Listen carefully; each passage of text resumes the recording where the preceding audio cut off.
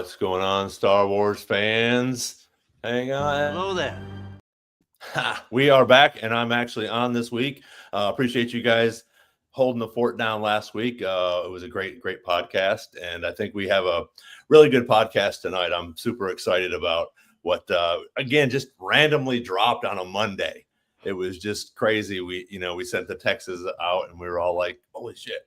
Mike was already doing his stuff, but I don't think any of us expected that at all to drop out like that, which was pretty crazy. So we're going to talk about that tonight. That's probably going to take up most of our evening tonight, which will be pretty cool. We're going to look at some pictures and talk about it, and let's see who's all here tonight. And Steve Jedi. Max Rebo Experience is in the house. Austin, thanks for joining us.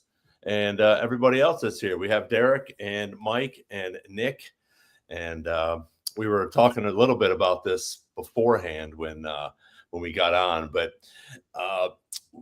we've all watched this a whole bunch of times. And nobody really knows how many times, because we've just continued to probably watch it, 25, 30, 50 times, depending on how much time we had or what we had to do to make a video about it, Mike, and go through step by step and watch each frame.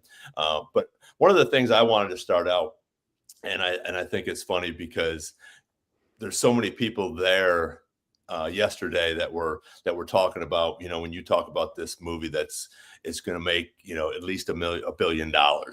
And I agree with you. And I am going to go out on a limb here. And I think this will be the biggest and Star Wars movie that has come out. I think it'll be the top grossing Star Wars movie. And I know that's a big way out on a limb for, because it's what, 2 billion.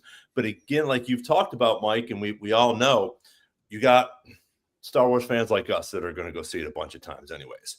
You have normie Star Wars fans. You have these hundreds of thousands of people that are loving Mandalorian and Grogu. And then all of these other kids that go to some of these animated movies that are, Disney movies or things like that. They're all going to come and watch and see Baby Yoda, Grogu, whatever they call it now. We call it Grogu, but we call him Grogu. But yeah. All of these people are going to come, and I think I'm definitely on your side, Mike, with $1 billion. But I think this is going to top the biggest top grossing Star Wars movie. There I said. Well, it's big. That's pretty enormous. I'm just looking up to see how much The Force Awakens made. Force Awakens made $2.07 billion. Oh. So to make over $2 billion, pretty.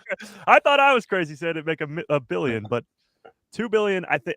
All right. Well, the reality is, like you just mentioned, there is so many people that are going to watch this movie, from kids to adults. Mando in itself is just geared more towards original trilogy fans because it's post-original trilogy. It feels like the original trilogy more than any other project that we've gotten. And it pleases everybody, with Grogu and even bounty hunting fans alike. So I do think it'll make $1 billion easy. I don't know why that's even being an argument online.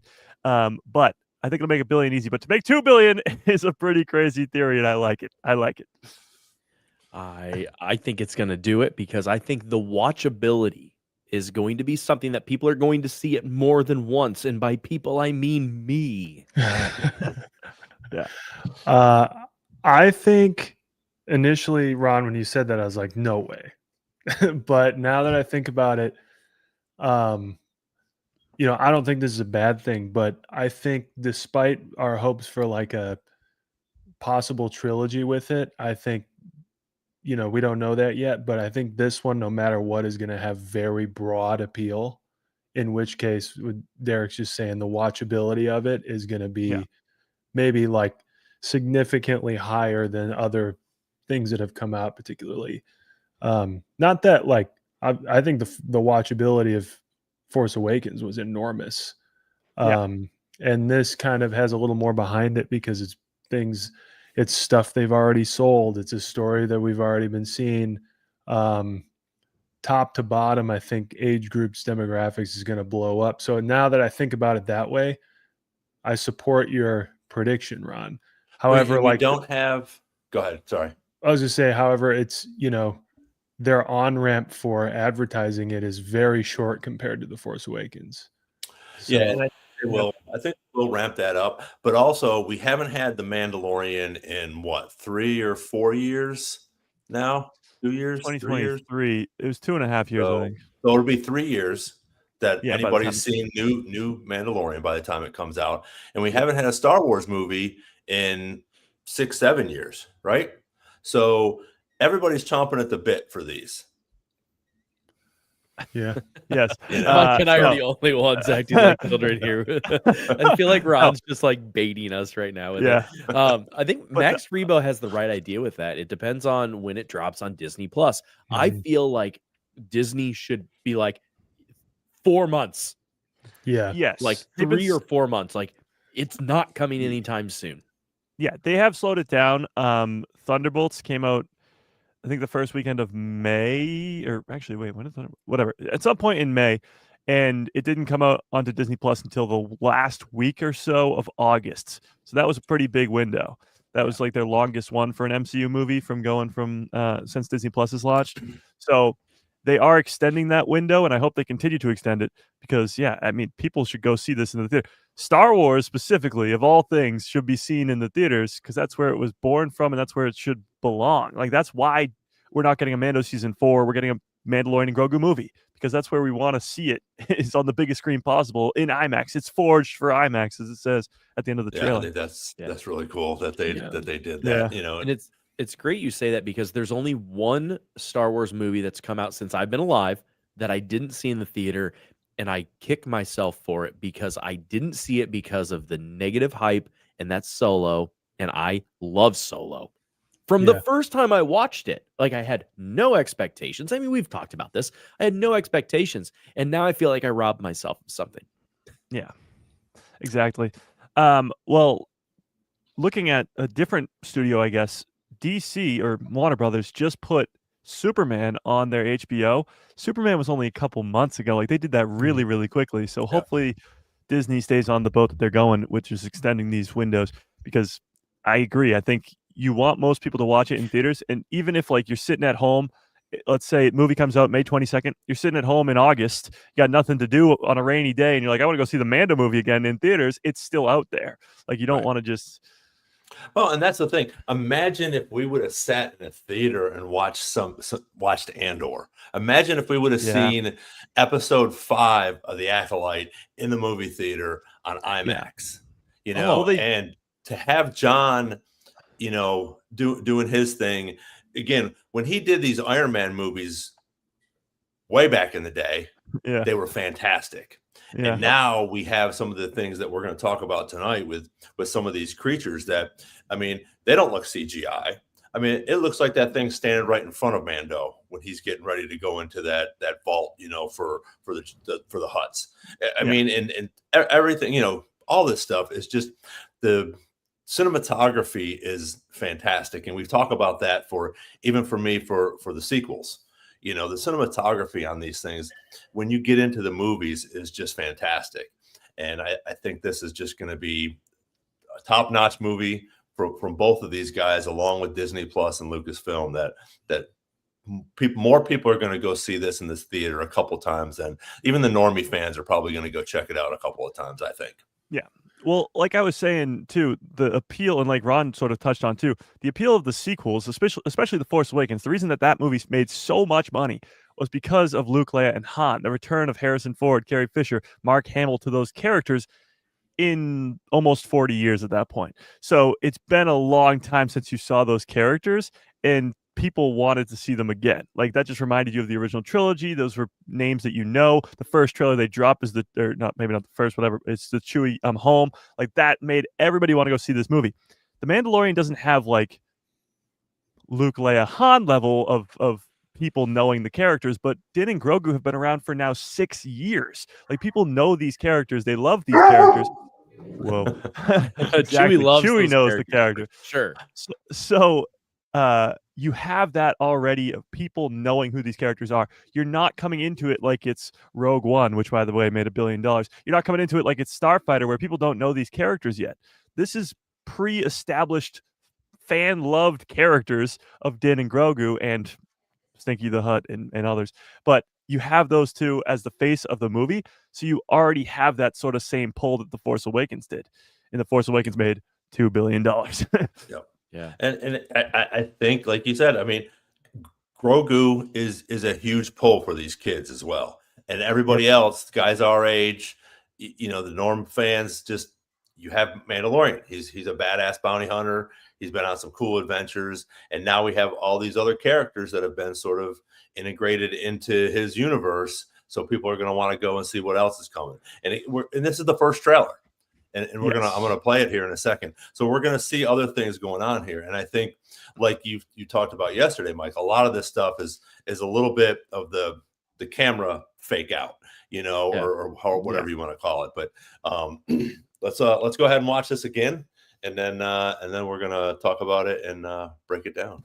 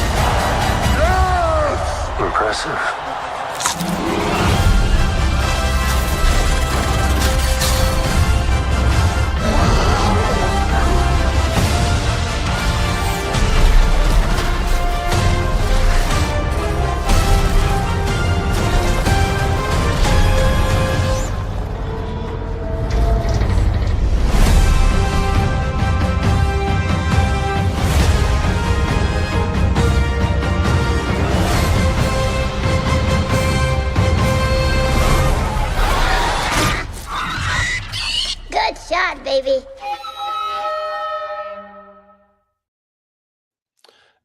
And I love that. I love that they brought that director back for the music. Oh my gosh, it's such Ludwig. good. Yeah. I was gonna say I got three things. Number one, the music. Oh my God, the music. Number two, Grogu is much more agile. He's moving a lot more, and like when you see him swimming, that's intentional.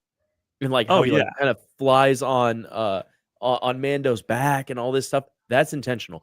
Number three is having the Anzellans and Grogu is a marketing masterpiece for young kids. Mm-hmm. Oh my! That's why I think Ron is right with this surpassing, because even though it's an edgy thing and there's some content that's not for little kids necessarily, I think parents will look past that, because parents that love Star Wars are going to see this and their kids are going to see it and they're like, Baby Yoda, and they're going to want the merch. They're going to make 1 million glasses like this and popcorn buckets and you name it at the theater alone. I want to see. So I think it's going to pass. I think it's going to be the highest grossing, but also I think the merch sales and the concession sales are going to be the highest. Yeah. I mean, with Grogu, somebody said that earlier. Yeah, with Grogu, you're going to sell a ton of toys. They already do with the baby, and when you have a movie coming out about him, that's just gold mine.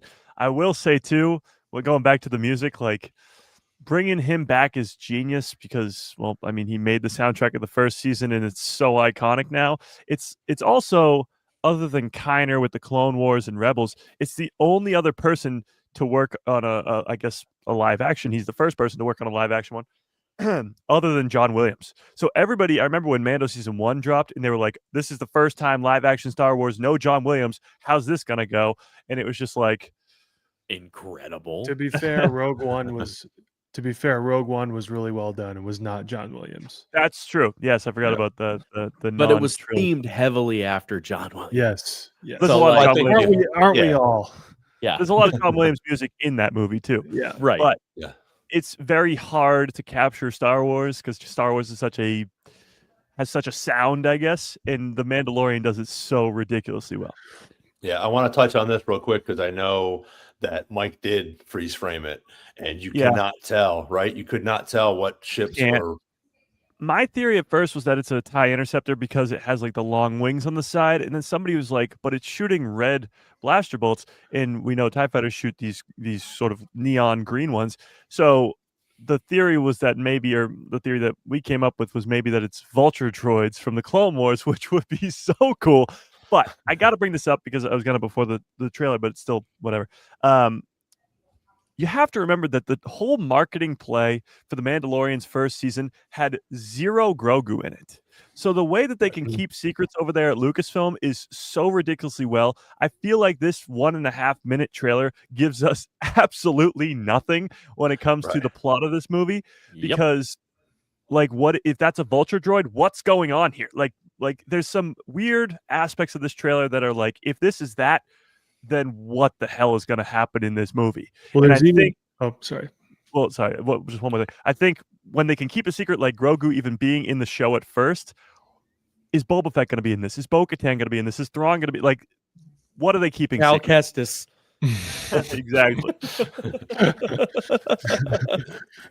I mean, one big question that this trailer does not answer also raises more questions is like Razor Crest is back.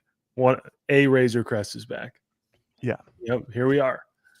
It's weird because he gets the Razor Crest back. He also gets his pulse rifle back. But does he get it back? Is that him in the Razor Crest? Well, I mean, we're going to assume that he's going to get it back. But what if that's not?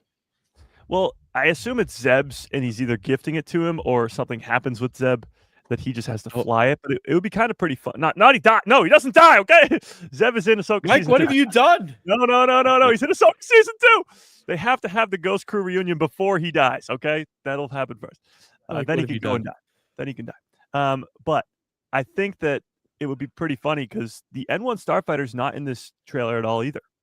And that's the last we saw Din. He was flying around in this ridiculously cool, like, sports car of Star Wars. And it's not even in the trailer for 1 second. So what's up with that? Well, you were talking on your show about that. And I mentioned in the comments about the color scheme of it. Is the new Razor Crest, it has the same color scheme of the N1. And it's like, it does. Is that on purpose? That has to be on purpose. Did they? Okay, but let me. But you guys know. Do you know what the yellow is from? I assume it's just something of a marking for the New Republic if it's going to be Zeb's ship.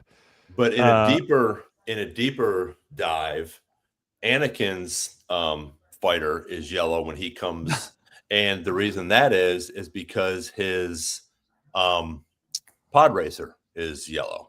So those two are matching. So I'm not saying anything has to do with anything about Anakin or anything like that. Yeah. But I just thought it was curious that, again, and if you look at it, they do say there's nothing solid from Disney or Lucas that says, oh, the yellow from his pod racer is why his starship looks like that. The little one-seater that he flies is yellow. But there is a comparison there to those two things that I just thought it was interesting when that comes flying in and you see those two big yellow stripes. Well, too, you have with the New Republic, you have to assume that there's like different crews. For example, like when they go fight the Death Star, it's Rogue Leader, Rogue 5, like all the rogues. I assume that like if there's a yellow squadron or something, all their ships probably have some sort of yellow striping on them or something along those lines. You have like red squadron, blue squadron, stuff like that. Yeah. Yeah, I could also see just like, it's like a visual thing for us to be like different Razor Crest, yellow stripe. We're over it, like different ships, not his old one. Right. Has different paint. Right. And it might not, and that's what Mike said yesterday. It's just to differentiate and say, hey, listen, this is what this is. It's a different Razor Crest. And like you said, even when the Legos, what would be cool is if we do get to put the N1 Starfighter on that Razor Crest, and then attach it somehow, which would be cool. But I think just like you get back to what you were saying about, we don't see the N1 Starfighter. We don't see a lot of this. And this does not tell us anything about the plot of the movie. But look how excited we are already. Yeah. And this and whatever the other people are saying about it, if you're a Star Wars fan, that got you hyped up. That got you excited to see the next trailer and to get ready to go see the movie. And that's what I think is so great about it. I agree. But Austin brings up actually a really good point that I was going to make a second ago. He says, if Din and Grogu got back together off screen, or he went with Luke and got back together off screen in the Book of Boba Fett, a lot happens off screen because you bring back the ship and the rifle. We'll see him get back the ship, or maybe get back a ship, the Razor Crest in this movie, and the rifle probably too.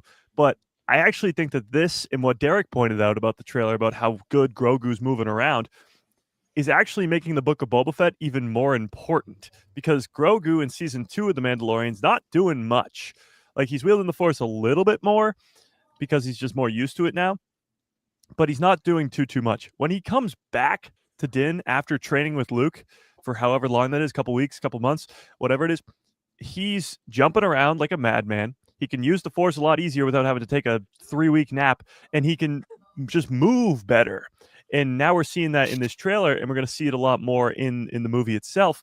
But that's because of the Book of Boba Fett, and that makes it so much more important that he is now so agile and able to jump around like a crazy person because he trained with Luke frickin' Skywalker. Like, that's awesome. Well, we also see him do it to close out the latest Mandalorian season. He's flying around the room while the Praetorians are trying to kill him, and and then he blocks up, the entire place from exploding. Smashes them together, and then he's good. I feel like he's not the Grogu we started with for sure. In which case, like, his little adventure with the Anzellans these two guys might not spend a lot of the movie together. They might be off kind of doing their thing. He's a little more independent. Yeah. And we don't know, I guess. But I think The Mandalorian does such a good job too, just in the show itself, but hopefully as the movie goes on too, with these character arcs. Because like we're talking about here, Din Djarin, of course, goes from hating droids. Like, the opening scene is he doesn't even take that speeder because it has a droid pilot, and then he gets the rusty old one or whatever. Like, he goes from hating droids to trusting droids. He goes from doing all this stuff, like working by himself, Lone Ranger type, to now caring for this kid. But Grogu specifically goes from the first time he uses the Force in the Mudhorn, he sleeps for like days as Mando and Queel rebuild the ship. And now, like Nick just said, he's using the Force like left and right, and it's doing nothing to him. Like, he's like trying to grab the food from Sigourney Weaver. Yeah, and like exactly. And that's also super important, because yes, he was using it more in the 3rd season and things like that, where it wasn't completely draining him, but not that easy. Yeah, true. So like now it's just like he's just doing it. He's doing it in front of people. He doesn't care who's there. He can do it. There's also this from Max Rebo. That we kind of help him remember too. That's a big thing. We don't know what happened to Grogu for those years. Like, he's so disconnected from the Force when we first meet him, but he trained at the Jedi Temple for his first 40 years of life, or maybe 20, 30 30. years. He's of a life? slow 30. learner. Yeah, whatever. He's still a child too, but from those years of Order 66 to Mando season 1, episode 1, he was doing something. He wasn't just kicking it. He was captured by pirates at some point. Like, he's been around and probably disconnected from the Force quite a bit. So we don't know what he's been through yet. And Yoda was teaching younglings at age 100. Grogu's like 55 now or something. Right. He's probably getting pretty close, or 51 or 2. He's probably getting pretty close to some sort of growth spurt where we're going to see him be able to train people, or get to that point at least. Yeah. Austin also had a question earlier. Do we really think it's going to become the 6th highest grossing movie ever? No, actually, I don't. I think it's going to be top 5. Okay, well, to that point, like, because I'm putting it out there now. So okay, I get, yeah. To that point, though, to say like top 6 is so crazy. We're talking about the biggest franchise there is. I mean, that I don't think is an argument to be had. Like, that's just a fact. You're talking about the biggest franchise that there is, and you're talking about, I'm assuming The Force Awakens is top 6 then, if that's what he's implying. I'm not sure, because number 1 is Avatar, and then you have... that was my next point. Yeah. Avatar. The first 2 Avatar movies, I probably saw the first one in theaters. I still haven't seen the second one. I don't know, like, anybody who's seen the second one, and it made $2 billion. There you go, Derek. Watch it. But I'm like one of those rare $2 people billion. that like I loved it. There was plenty of problems in it, but I watched it twice in the theater. I bet the Because movies it's are great. beautiful. It's They beautiful. must be. I remember the first one was, and it was 2007 or whatever it was. The movies I get are probably pretty good. I just have zero attachment to them. I don't have any urge to watch them. I'll probably watch Avatar 2 eventually, but I didn't have any urge to go see it in the theater. Oh. And that's a movie that made well over $2 billion. Yeah. Like if Well, that can make I'm $2 the billion, Disney parks guy. I mean, so you have one Disney park that it's already Avatar. Now they're getting another one in California. That'll be the newest movie, and then they've got the other movies coming out still. So like, I love Avatar, but even still, I think. Oh, Nick, you that have the this list? movie. Yeah. I think this movie I is just going gotta to look be. I believe it could even make top 4. So Well, here's the top- you were correct. Number 1 is Avatar. Mhm. Yeah, And then you the have first one or the Avengers. second one? Avengers The Endgame. first one, but then the second one's like number 3. Way of Water, Avatar, number 3. Wow. Titanic is Wow. still number 4. Get that out of here. Neza 2 is number 5. I don't know what that is. It's a movie that came out this year. $2.2 billion. Yep. And then The Force Awakens is number 6 at There's a lot more 2.06. people in Asia than there are in America. So. That's why Yeah, no, that Avatar was kills. I thing. think Austin just said that. Like Avatar does numbers also everywhere. Yeah. So behind The Force Awakens is Infinity War by a little bit, then Spider-Man No Way Home, then Inside Out 2, and then Jurassic World, and that's the top 10. So love Jurassic Park movies. You know, they're Same. great. Inside Out 2, I'm sure was a fantastic film. Neza 2, I'm sure was pretty good as well. Avatar, you know, it's pretty great. They're making a third one.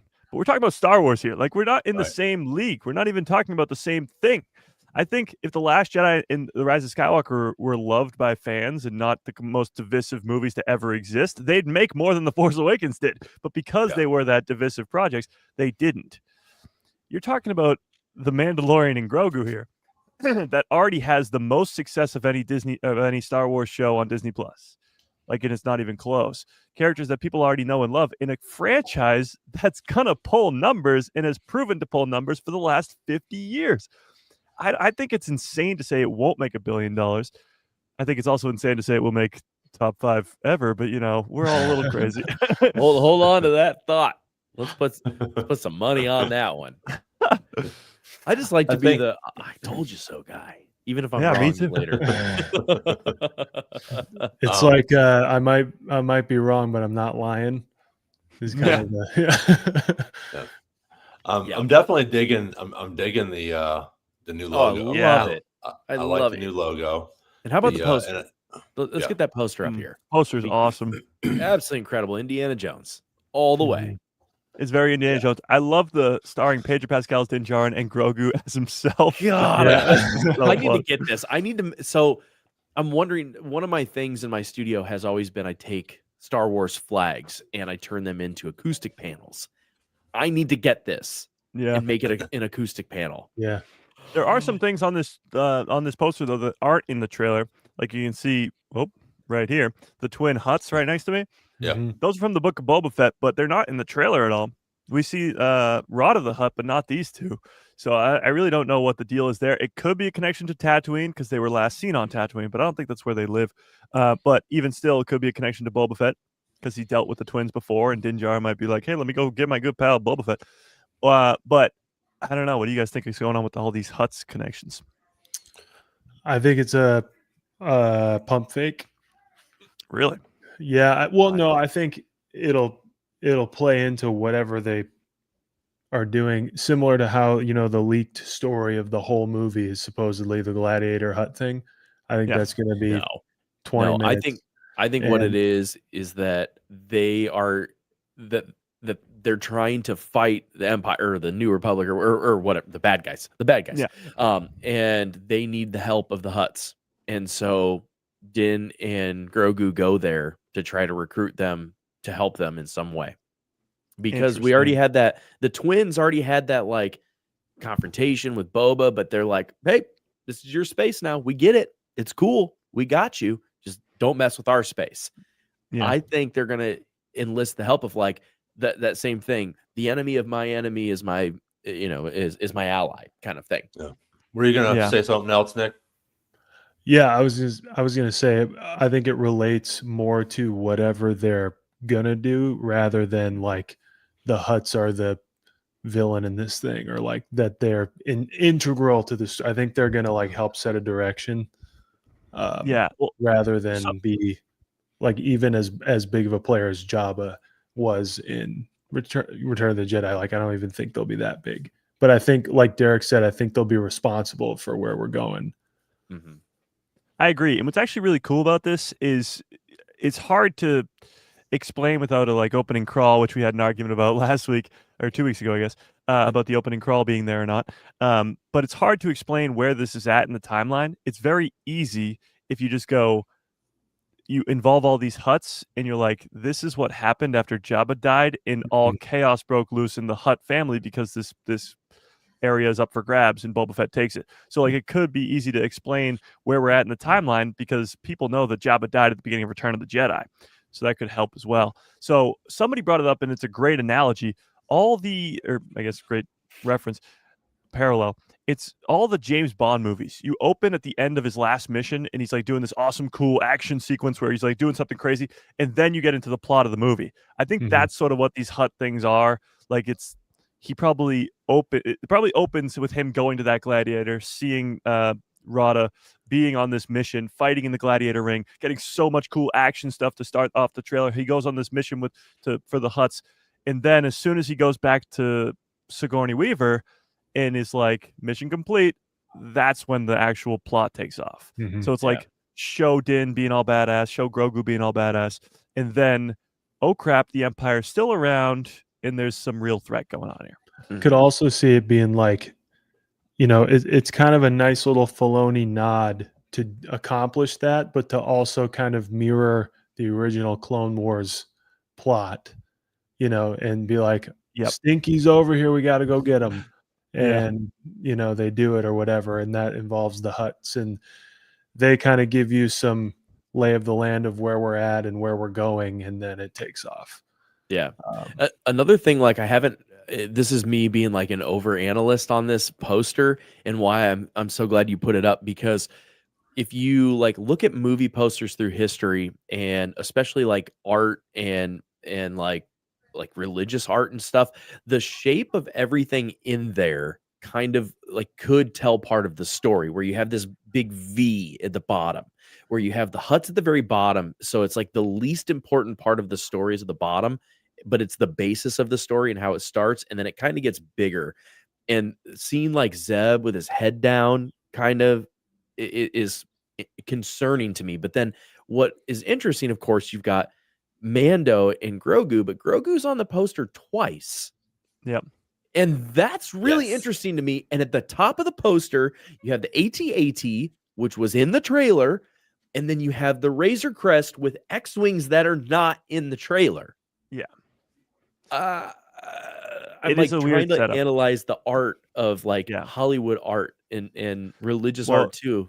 I don't know. Well, you're kind of on. He's on there 3 times, yeah. Yeah, I was going to say. Was he on there 3? Yeah. He's on the ATST. Oh, yeah. So what's cool, too, is as you point that out, we're trying to decipher the art and figure out what's going on with this whole art. Like, that's the whole gist of Grand Admiral Thrawn. Like, he figures out everybody's artwork and all this culture stuff. That's why Thrawn's going to be in the movie. That's why Derek is Grand Admiral Thrawn confirmed. But, yeah, I actually think that the trailer is likely telling a story. Like, usually you have your big main villain as the, like, you always see Palpatine or Vader as the, like, behind everybody with the floating heads type poster, and this is very different from that. The one thing that's really cool is stuff that, the Hutts aren't in the trailer, the X-Wings aren't in the trailer, but this weird thing off to the right, this creature that Din is fighting with his whatever rifle, what is that? Because it's not in the trailer. It's definitely not in the trailer, but I mean, maybe it looks like some sort of like serpent or something. I don't even know. This this poster's so fantastic. Well, with the combination of the poster and the trailer, there's so many unanswered questions. It's weird. Well, I also and that's could what they see, do. yeah, I could see them like at the same time. I could see them building a life-size AT-AT just because they can and because it's really cool, or doing it because it's very important for what they're filming to have a real one there. And so like it doesn't tip the hand either way for me. I feel like it's either important or it's really cool either way. But like I'm surprised we got one in the first trailer and one going down in the first trailer. Yeah. But Well, actually, I didn't notice this until I was breaking it down live yesterday. But when the AT-AT blows up in the trailer and then it cuts to an AT falling off the cliff, those are two different AT-ATs because the one that's falling off the cliff isn't blown up. mhm. So there's some weird trailer magic things, as we were talking about earlier, that are like they're clearly cutting to something different. Even the opening scene of Din and Grogu, Right. Grogu's looking through this one binocular thing, and the next scene is two. It's like, yeah, exactly. So Yep. you see a bunch of stormtroopers there too. But when on this one, go back to the Grogu one. This looks like the Adelphi base. This looks like that same planet. You have water in the background. You got some like sand, but also you have some shrubbery and whatever. It looks sort of like a I don't know, a sand-ish planet, but not a desert, and it's got water. That's the Adelphi base from Mando season 3 and in this trailer. But why are they like spying on it? Like, why are they trying to like? Is it Scarif? I seriously doubt that. But it could be that the Empire has taken it over because it's an Outer Rim base for the New Republic, and it could be that the Remnant has taken it over. But if you go back to the Stormtrooper one, this doesn't look like Adelphi. Like, this looks like a completely different place. You got it looks nothing like the base that we saw in Mando season 3. And it's completely different binoculars too.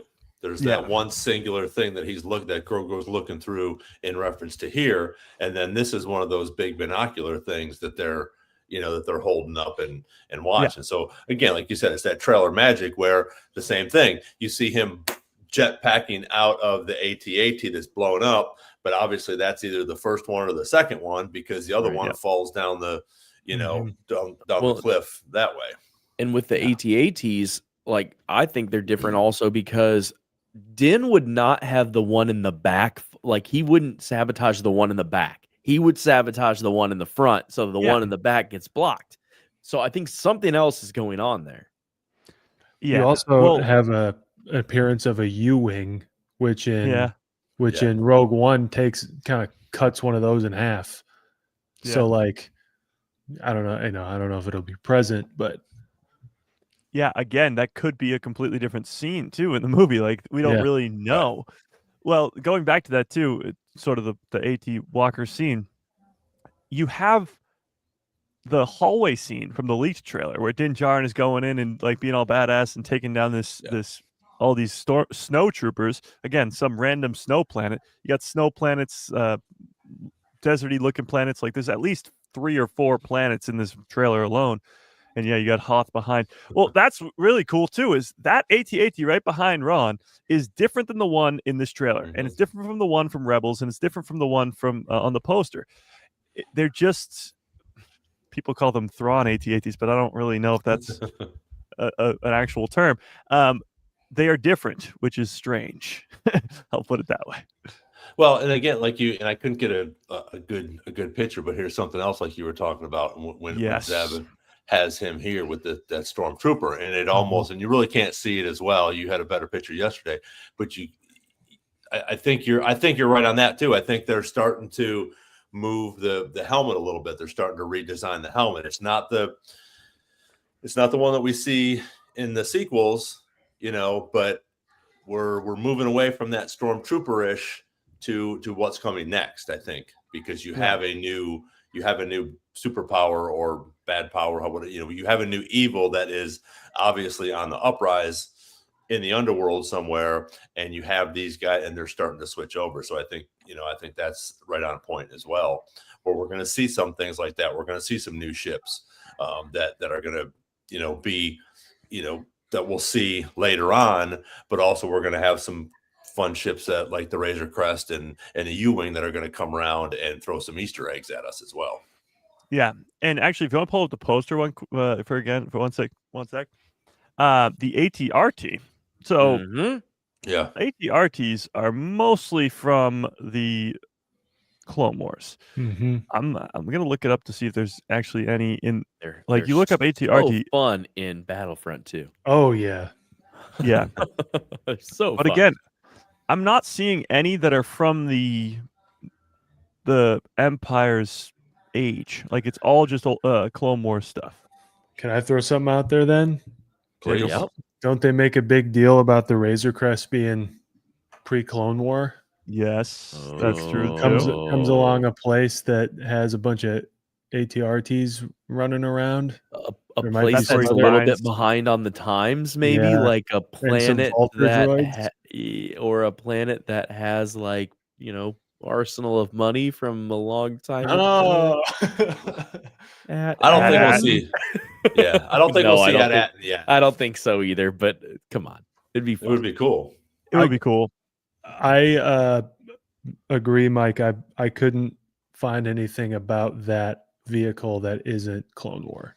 So now, if you're suggesting that the blurry image from the trailer is a Vulture droid, the Razor Crest is pre Wars and pre Empire, and now you have an ATRT which is pre Empire. Now you've got 3 vehicles in this one trailer, or in the poster and trailer, that are Clone Wars. So that would imply that there's at least one base that has mostly Clone Wars stuff, where he gets this Razor Crest, where he finds these Vulture droids, where he finds this ATRT, but also in the leaked trailer, he's cruising that ATRT down a snowy mountain, and then he goes face to face, and in the trailer, he's being shot at by AT-ATs, those same AT-ATs that he takes down in the trailer. There's just so much that I want to know that I don't know yet, and it's pissing me off. Well, we've already seen in one of the season 3 episodes, your guys' favorite, where they've decommissioned like super battle droids. True. Or Doc With Brown Jack has. Black. Yeah. But like there are places that probably have the stuff still. Like Yeah, they all didn't just over. disappear. Yeah. They made billions of droids. Yeah. Yeah. Yeah. So I wouldn't and also, again, we got one of the biggest pieces of his recent endeavors has been an N1 starfighter. So I think coming across Yeah. a Razor Crest or an ATRT is not crazy, but I think it would be cool to see why, or like what comes with that, because I don't think it'll be for no reason. I think it'll play into where they're at or what they're doing. It'd be wild if like the opening scene of the movie was like Din Djarin, and it was like this really sad music playing, and he was like, "Since Mando season 2, I've missed my Razor Crest dearly," and then he goes on like this mission to get a Razor Crest back. That's awesome. But the poster gives us stuff that's not in the trailer. The trailer gives us unanswerable things, and it's just like, I already want the next trailer, and I know I shouldn't. Oh yeah. No, well, and I think that's what they're doing, especially because the internet has grown so much. Podcasts like these and yours have grown so much that we're on here talking about it, and we want more. And there's even other fans that are going to look at it and go, "Oh, okay, that's really cool." And as it continues to come out, they're going to get more and more excited about this, like we are. And I think that's what they do. Like you said, nobody knew anything about Baby Yoda at the time, until it got popped out. And I think once we do that, no pun intended, once we do that, and once they do that, this movie is going to have some of those characters that are in the Mandoverse. I don't think we're going to see a Thrawn. We'll probably hear about him maybe towards the end. As we know that Ahsoka season 2 is coming up, but I think we'll see Boba Fett. I think we'll see Bo-Katan. Which would be amazing. Yeah, I think it's crazy. Well, no, go ahead.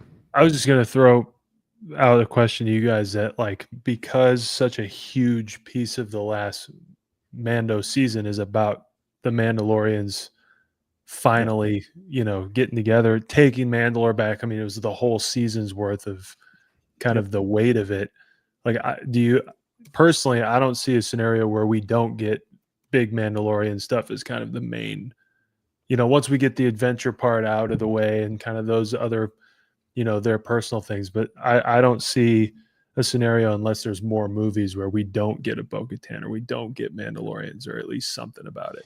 Yeah, I can't imagine them not connecting to season 3 because season 3 is the latest thing that happened. And if Din Djarin's going to need any help at all, now granted he just went to go work for the New Republic, but let's say he gets into some trouble, he's going to go back to his Mandalorian brothers who just helped him reclaim his home world and going to ask for help. Like, I think this movie's going to end on a cliffhanger because it's going to be the beginning of a new trilogy and it's going to kind of piss some people off. But I think it's going to give us a lot more than we think. That's what kind of makes me mad is all these people, scoopers and everything, who've been wrong so many times before, who think they know the entire movie already. And I'm like, okay, but you thought you knew what Skeleton Crew was about and you didn't. You thought you knew what Mando season 3 was about, but that all happened in the first 2 episodes. Like, there was a time where people thought the entire Mando season 3 plot was just going to be him going to Mandalore and bathing in the waters, and like bathing in the waters would be the last scene of the thing that happens in episode 2. Yeah. So they really don't know anything when they're On talking about this. accident. Yeah. And you, Yeah. oh yeah, go. Austin said exactly what I was thinking. You said bathing in the waters and the mythosaur. Like, where's the mythosaur?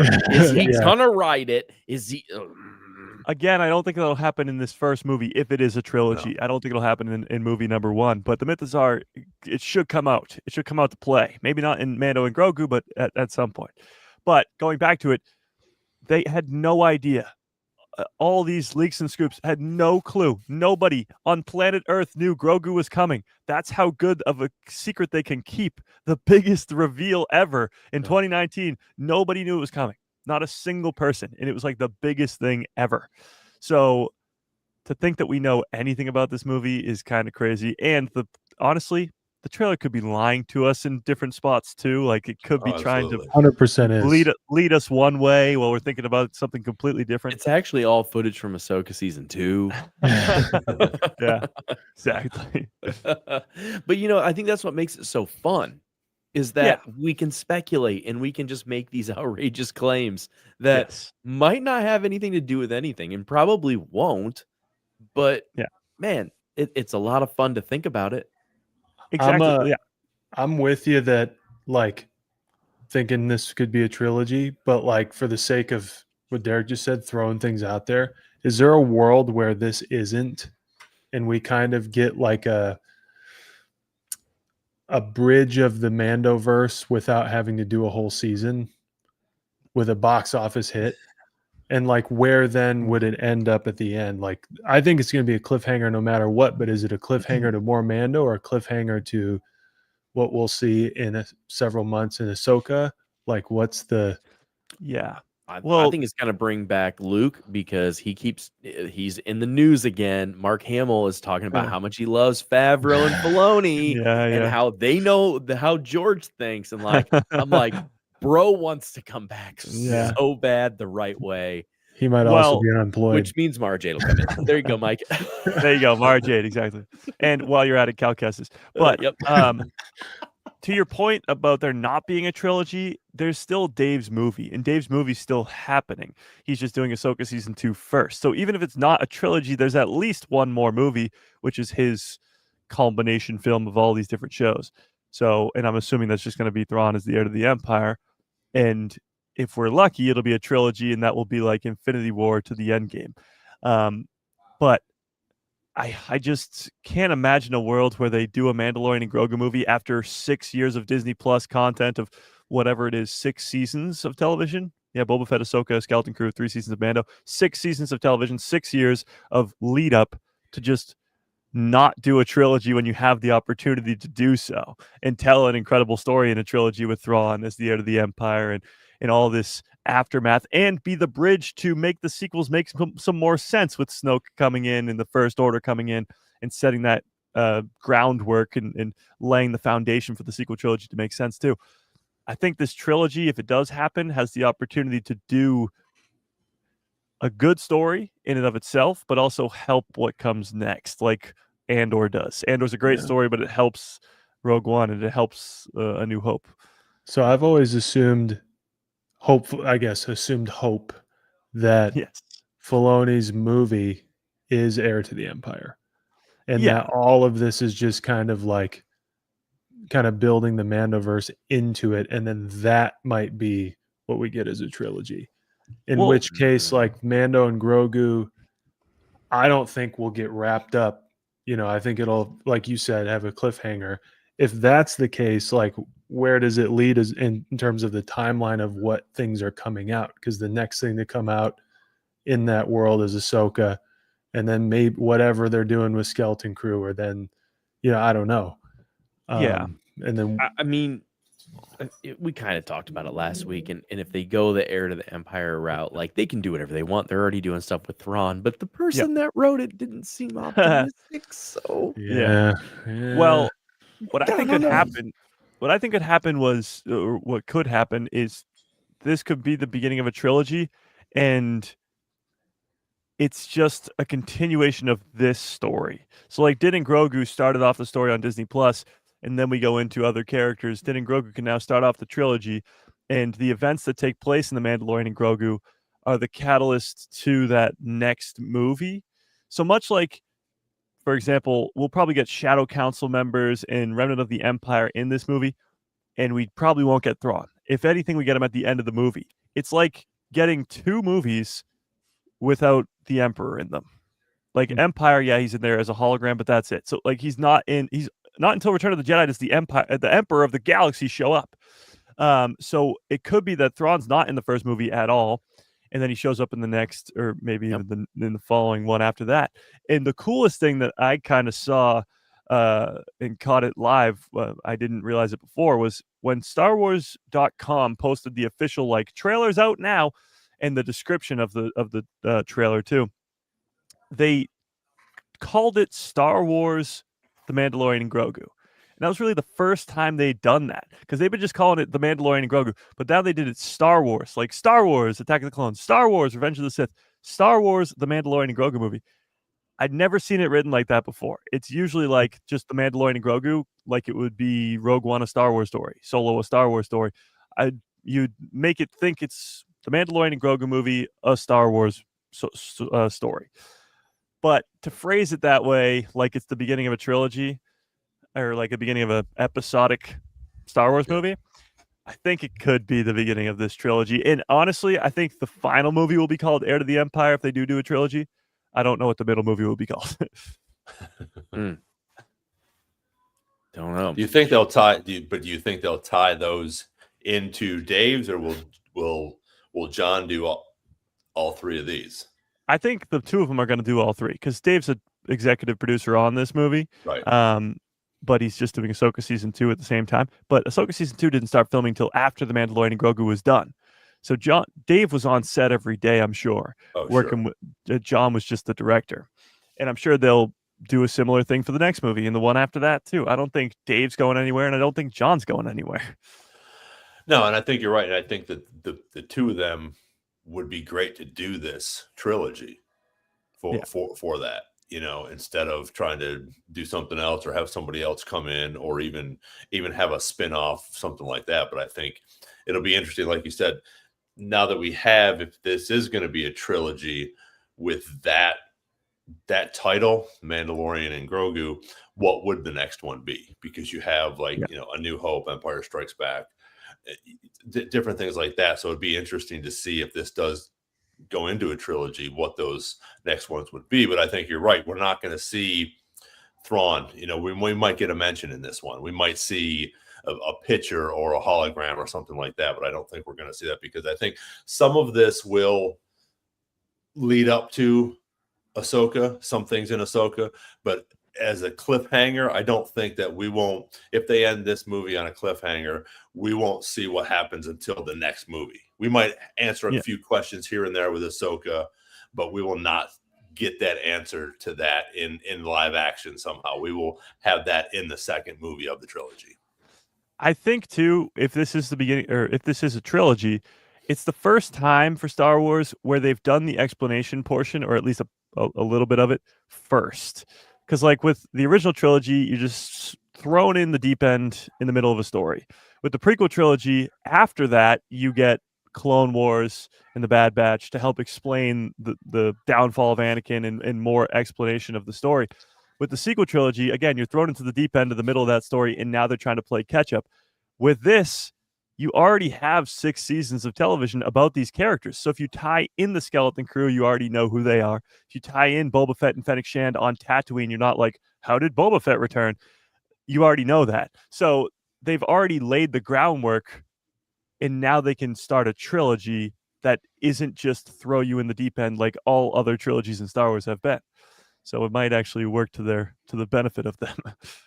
Well, and I think that'll boost the ratings as well, because you're going to have some people, some of the OG people like me, that maybe even if they didn't watch Boba Fett, but all of a sudden they see this new Star Wars movie coming out and going, Boba Fett, where? Yeah, how is that possible?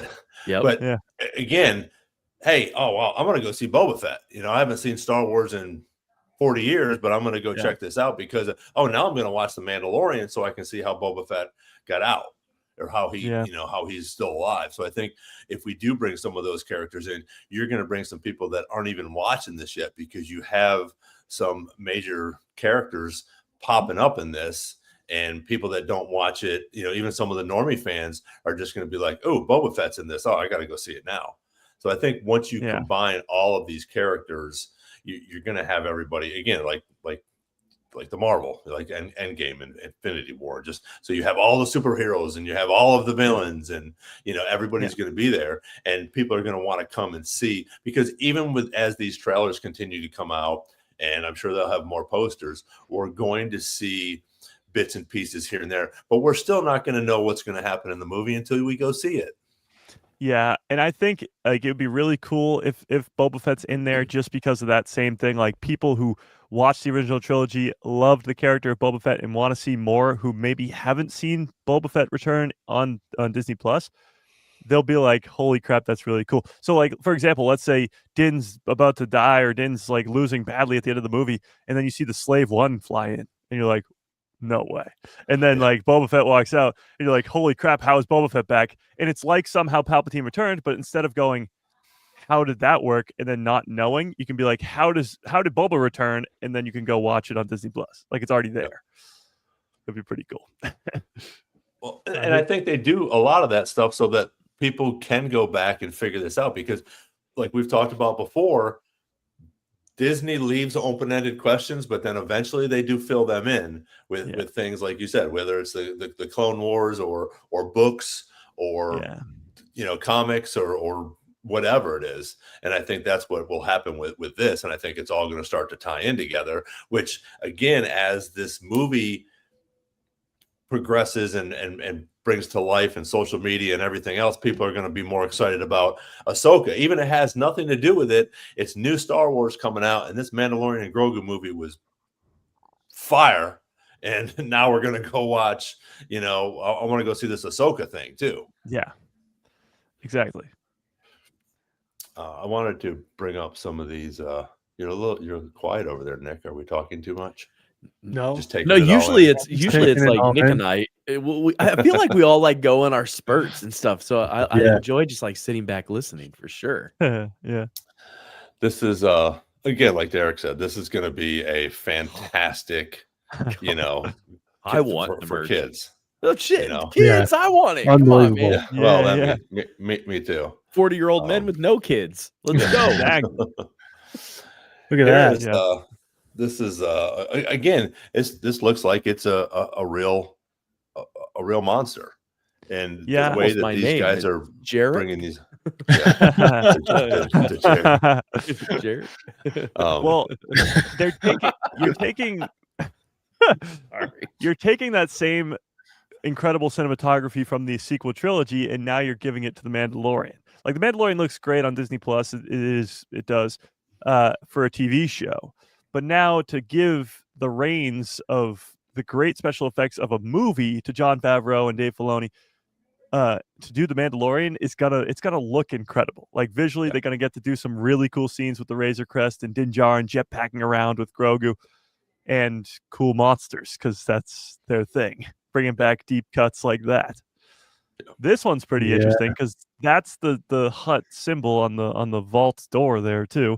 and weird looking droids, like droids we've never really seen before in Star Wars.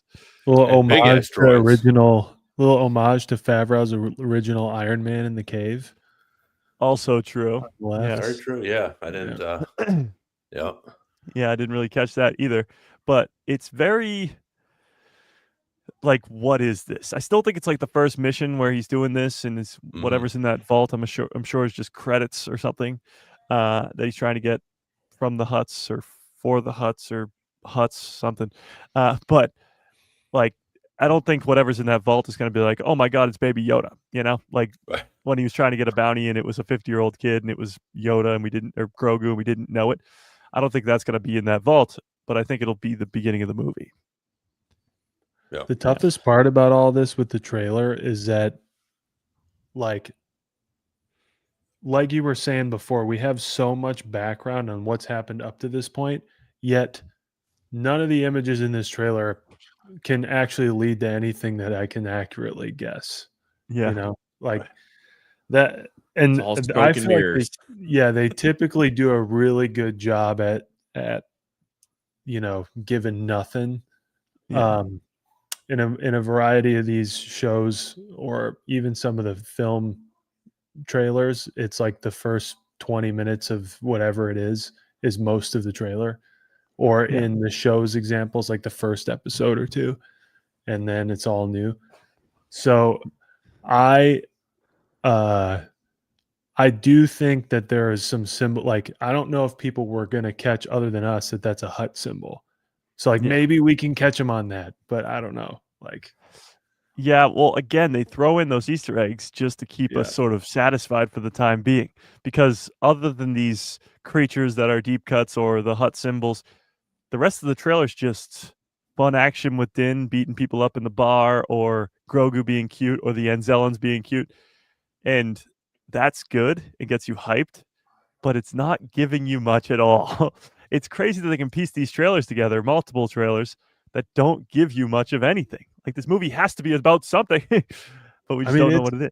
It's technically possible that the AT-AT thing is like the opener in the movie. Yep. You know? True. So, yeah. Again, all that trailer magic is what they want you to think, because I mean, and they played it perfectly, like we talked about with that whole Grogu, with the long one thing, and then all of a sudden they shoot over to the binoculars, which obviously he's not looking through. But the first time I saw it, I didn't even catch that. I was just so excited. I'm like, he's looking at the stormtroopers, and then we go on to the next scene, and I was like, oh, wait a minute. I was like, he can't. That's not what it looks like when he's looking through that. Whether we even see that look, whether we even get that camera shot, that what he's looking through, that little periscope type thing, that little singular lens, we might not even get that, but that's what they're doing is piecing that stuff together. And I think you guys are right. I think that whole AT-AT thing is probably going to be, in that first setup, or the whole Hutts thing is going to be that first setup where we get in and we got a good scene going, and we sort of introduced Mando and Grogu, and hey, maybe he gets a razor crest, or maybe he just gets his disintegrator back, and Grogu's a little bit more agile. And now we come back and we sit at the table with Bishop Sigourney Weaver, and she's going to talk about another mission. But I think we will, and I know you touched about this a little bit yesterday, Mike, that we might have her. I thought there was a picture of her in a Rebel uniform. The orange one. Yeah, those were from D23 last year. So those were over a year ago, and those were like sort of leaked images from D23. But that's her on set in a all orange, bright orange X-Wing suit. But like, that's not in this trailer. She does say at Star Wars Celebration in an interview that she was around during the time of like the rebellion, like she was a pilot, and she even mentions like she'd be friends with like Jyn Erso or something like that. Like, not that she was, but she would be. And like, she saw a bunch of people die. Like, she has this crazy backstory where she's fought with the rebellion for all this time. But when it comes to that character, I don't think she'll be so involved with the story. But then again, I mean, you see the X-Wing pilot suit, but I agree though. But you see her again at the bottom of the poster, but then you see X-Wings at the top. True. And it's all on the same side. Again, She- this is I'm She's playing like- Thrawn. They tell us her backstory, and she's like, just when I thought I was out, they pull me back in. She gets in an X-wing suit. Well, Yeah, but how that was how it. I crazy think. would it be if she beat Avatar, considering she stars in Imagine. Avatar? That'd be ridiculous. She's like, She I could. used to teach languages on this other place. And now Yes, I'm here. exactly. Oh, or if it just tied Avatar in. Yeah. Well- but no. Well, if this becomes a trilogy and she's in all three movies, and I haven't seen Avatar 2, I don't remember Avatar 1. Is she still alive in the Avatar franchise? Yeah. Yes. I've So if she's never in seen Avatar 3, let's say the 3 Mando movies do really, really good. The 3 Avatar movies, of course, are already doing really, really good. She could be the highest grossing actress of all time. Yeah. Yeah, her role in the second one is interesting. So Yeah. spoiler alert. Oh, I guess we gotta watch it now. Yeah, he's got to watch it. You got to Yeah, watch it, buddy. if you got 4 hours to spare. But the shoot, speaking of trailer magic, this also has to do with the fact that they redid Rogue One, but some of the Rogue One trailers had a lot of stuff in there that never made it in, including a big focal point of the trailer of Jyn Erso looking down the barrel of a TIE fighter, which is a sick shot, doesn't happen in the movie in the slightest. Nope. So Very like true. there could be stuff. I'd be interested. Maybe I'll go back and look at some of the trailers in the last 5 years or so and see if there's stuff that never made it in or looked like a big deal and weren't. But I would be interested in doing like a watch of the movie, going back and looking at this video and seeing like where we were. Yeah, versus, mark like, this. what happened. Yeah. Yeah, remember this video right here. Well, Yeah. like you mentioned Aaron's earlier too, right. Nick, this all could be the beginning. Like they always show the first couple episodes of the show in the trailers and don't show you anything later on in the show. It could be that this whole hut sequence and the AT-AT sequence could all sort of be the same thing, where he goes on this mission for the huts, ends up or to hunt down the huts, whatever it is. He ends up on this snowy planet, and once he thinks he completed the mission, then the Empire shows up, and then it's like a whole new cat's out of the bag. The Empire's here, like this is the real threat type thing, and then that could be how we kickstart into all this. But that could all happen in the first 20 minutes of the movie. I was thinking about this because I'm looking at Ron's background. If they were to make a trailer today for Empire Strikes Back, it would all be scenes about the Battle of Hoth. And you'd be like, there's this epic final battle on this snow planet, and it's going to end in this really cool AT-ATs are walking on the snow like snow planet, let's go. And then you get to the movie, and they leave Hoth in like the first 30 minutes. And you're like, what's the rest of this movie? Like, that's what I think's going on here with this trailer. Well, do we think also that, like, I don't think that's Hoth. That could be Vandor for, It could be from Solo. Yeah. It could be a lot. Well- I mean, that's the thing. There's a lot of snowy planets in Star Wars. It could be a brand new planet. Well, the only reason, exactly. But I think it has a good chance to be in Vandor because of the resources. Like, look at the coaxium and things like that. And so you kind of have to think about things like that of like, are they there because they're trying to protect the coaxium, or they're trying to extract more? And they know that, I mean, the huts, they're like, hey, you want our help? We need this. Interesting. I would think that like they would almost discover the Empire there on accident. Like not I like could the see that too. Empire's like the Empire's not coming after Din Djarin anymore. It's like, oh, wait a second. Yeah. Like these remnants are still kicking. I thought we kind of beat them into submission with Gideon, and then they don't know about the Shadow Council. Like they could assume that defeating Moff Gideon was like defeating the top dog, but then they realize that there's a way bigger dog. It's like when Rebels Season 1, they defeat the Grand Inquisitor and they're like, we did it. And then Vader shows up and they're like, oh crap. Like it's Moff Gideon is just the tip of the iceberg when it comes to actual threats in the galaxy, and Din doesn't know that yet. And honestly, for fans, they don't know that yet either, because Moff Gideon's badass in the Mando shows. Yeah. But And to your point, they've also made a point in the last season to like give you a taste of the politics and what's going on with the New Republic, and people kind of mess with the First Order. they now, all the people involved with the New Republic know that somebody went and got Gideon out of his imprisonment. And like, Yeah. there's all that kind of like, they made a point to make that a whole part of the story, and Dr. Parshin getting zapped and all that stuff happened. And I always forget about that until you watch it again. But like, I don't think they even really needed to do that yet. And they did, which I loved. I don't really remember how that ended, It because I doesn't.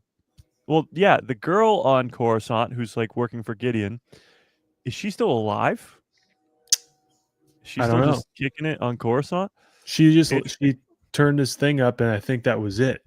And then, but then it gave us the kind of view of things once we get to Ahsoka, you know, it gave us sort of the bureaucratic view. You already had seen it. Yeah. And when Hera asks for help, they don't give it to her, and you already kind of know what's up. Yeah. So I feel like it set that up well for Ahsoka, and now I feel like it's set up at least a little bit for this movie on how they figure out their threats or what the hell's going on. Because it could be that Din Djarin gets in a lot of trouble and calls for the New Republic's aid, and they're like, nope. Yeah. And then he has to go find help somewhere else. Yeah. Yeah, that would be awesome. Because they made a big point of that in season 3, and then didn't they put Tim Meadows in there to you know, represent it. And Captain Teva was badass in it. Yeah. So like, I don't know. I think Sigourney Weaver is the tip of the iceberg with all that. No Carson Teva in the trailer or the poster, which is weird because he was such the connecting piece in season 3 and in Ahsoka and in season 2. Like, he's all over the place. But yeah, you definitely see the corruption of the New Republic that they're laying down. They're doing that, of course, for the sequels when they lose to the First Order, but they're also doing that for Thrawn, because Thrawn's got to come in and do something with Coruscant, I think, but we'll see. Do you think it's corruption, or do you think it's just completely overwhelmed? Probably a little bit of both. Yeah. Probably a little bit of both, you know. Ineptitude. Yeah. That they just weren't equipped to grow that fast and take over. Yeah. They needed to burn it down more than just take it over. Yep. Yeah. Even like when you look at some of the High Republic stuff, the books, they don't even have control of the Outer Rim. So for the High Republic to not have control of the Outer Rim, and then the prequels, they're kind of getting control of the Outer Rim with the Jedi and whatever. And then the Empire, say what you will about the Empire, but they probably have the best control over the galaxy for the time. And then once they're gone, the New Republic does not have the resources or any sort of anything to take care of the whole galaxy. Right. Well, and I just finished rereading the last Thrawn book, book 3 of the Ascendancy. Yeah. And that ends with him getting put in exile because he wants to. He wants them to, so he can meet the Empire and hopefully meet Anakin Skywalker again to get to the Empire to protect the Chiss and also hopefully discover where the Grisk are hiding. Yeah. It's pretty open as how Thrawn can bring in a whole new race of a whole different universe or galaxy. Like there's so much. There's so much. I would love to see that pop off in the Starfighter era. You know what I mean? Yes. Like kind of have our own situation pop off and go down here, and then Thrawn get the word out, or even make it out of this and get lost for a couple decades. Yeah. Well, but like as I reread that book, I saw so many parallels of like maybe Exegol was because of one of these other alien races, like, and they were helping to try to form this chaos, which would be the Grisk. And interesting. And that's what the Grisk did. They got all of these other planets and these other systems and these other races to rise up, and it made them like kind of stay invisible. Yeah, they're also kind of like hypnotic, right? They like kind of take over a little bit, like a hive mind almost. Yeah. Well, that's what's cool is they've planted the seeds of that villain or species being out there, and unless you've read the Thrawn novels, you don't know about them. Yeah. So those are canon, but most people, canon. probably 98% of Star Wars fans, probably don't know that they even exist or what the Grisk even is if they heard the word.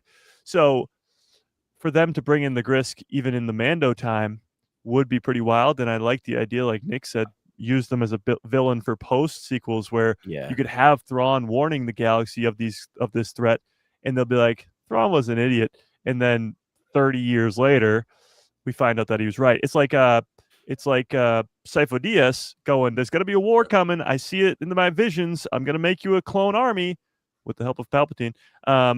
But he was right, but he doesn't even live to see that because he dies. Mm-hmm.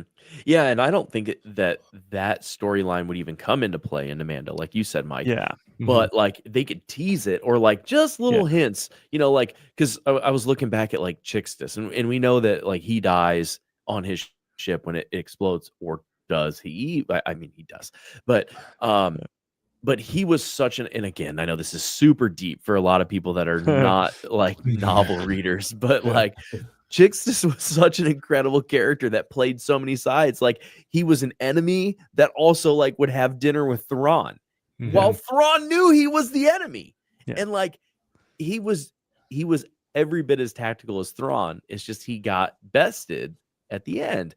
But he even said, like, his last breath were like, you don't know who we are. They've never seen their faces because their faces are always covered. You don't know who we are. You don't know where we are. And you don't know when we are. Yeah. Oh, it's really cool because you like, there's a lot of things in novels that haven't really been played into live action or animation yet. But that is one of the biggest ones because it's literally a species of villains that can do so much damage and they haven't even touched them yet in live action or in animation, like not even mentioned them. Maybe you've seen them but you don't know you've seen them. Like they could do anything with these people. I think And that was some of the stuff that people were asking at the Timothy Zahn thing where he was just kind of like I put it out there. Yeah. Were you gonna say something, Nick? I'm all in on that. Whatever the drummer on the Eclipse trailer is, just being our Grisk face. It would be cool. It would be really cool because that Eclipse trailer came out around the same time that Timothy Zahn was telling that story too. So like if there was that connection that they intended on doing, but Eclipse maybe got lost in like some sort of development chaos or whatever, and they were like, we'll put this on the back burner. But because the Grisk already exists in books, you could even put them in video games, and that video game could have been awesome. So this is the first thing on Wikipedia that comes up for Grisk. It's not exactly the same as the Eclipse guy, but I mean, you could work with it. Similar. Yeah. Because then the next thing that came up on Google image search is the guy from the trailer. Is that? Yeah. So. But imagine like a bunch of Voldemorts fighting against like like Rey and her new Jedi Order. Like that would be pretty crazy.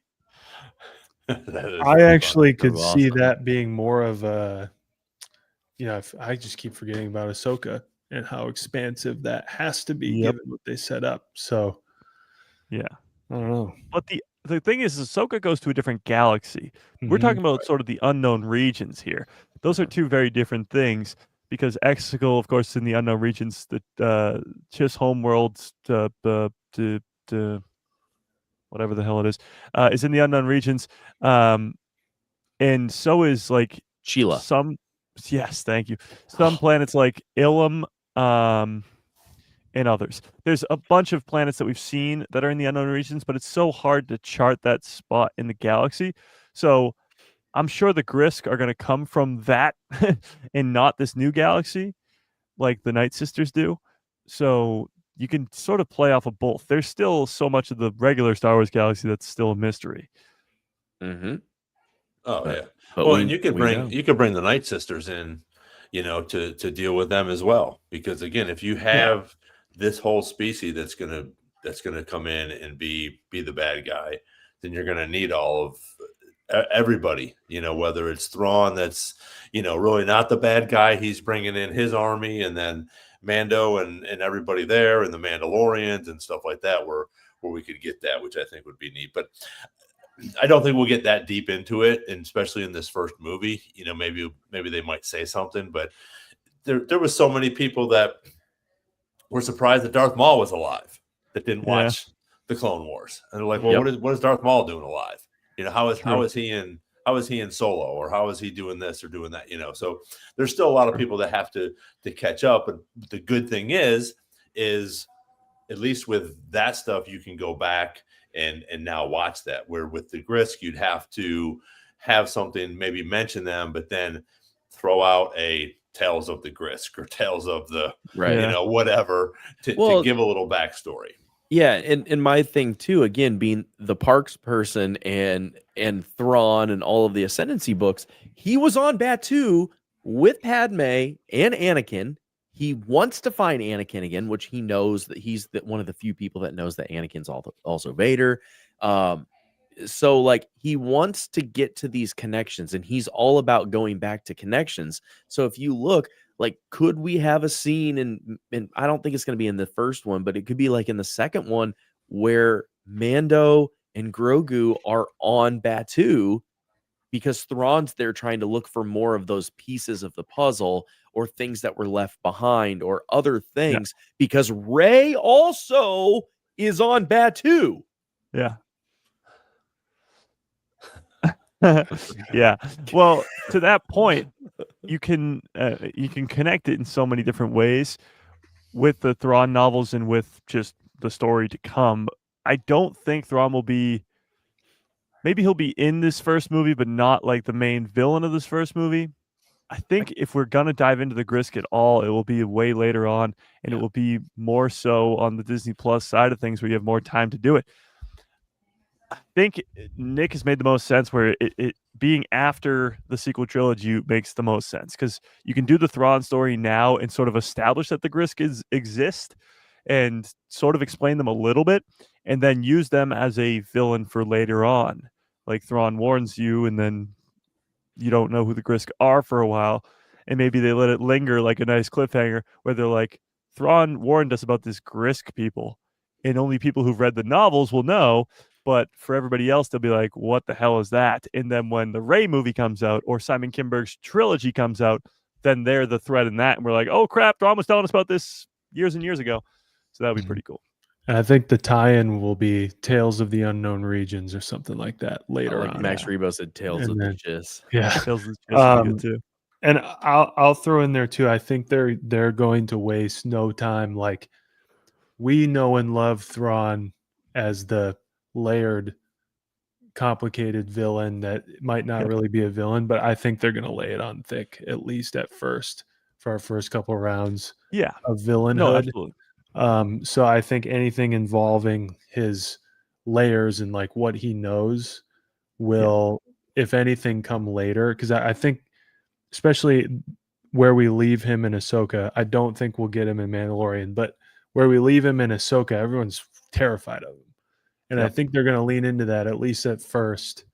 I think it'd be weird if they killed him off this next Ahsoka season. So I think in later things, we might see him get more complex, but I think they're going to really lean into, this is our villain, the way they do in Rebels.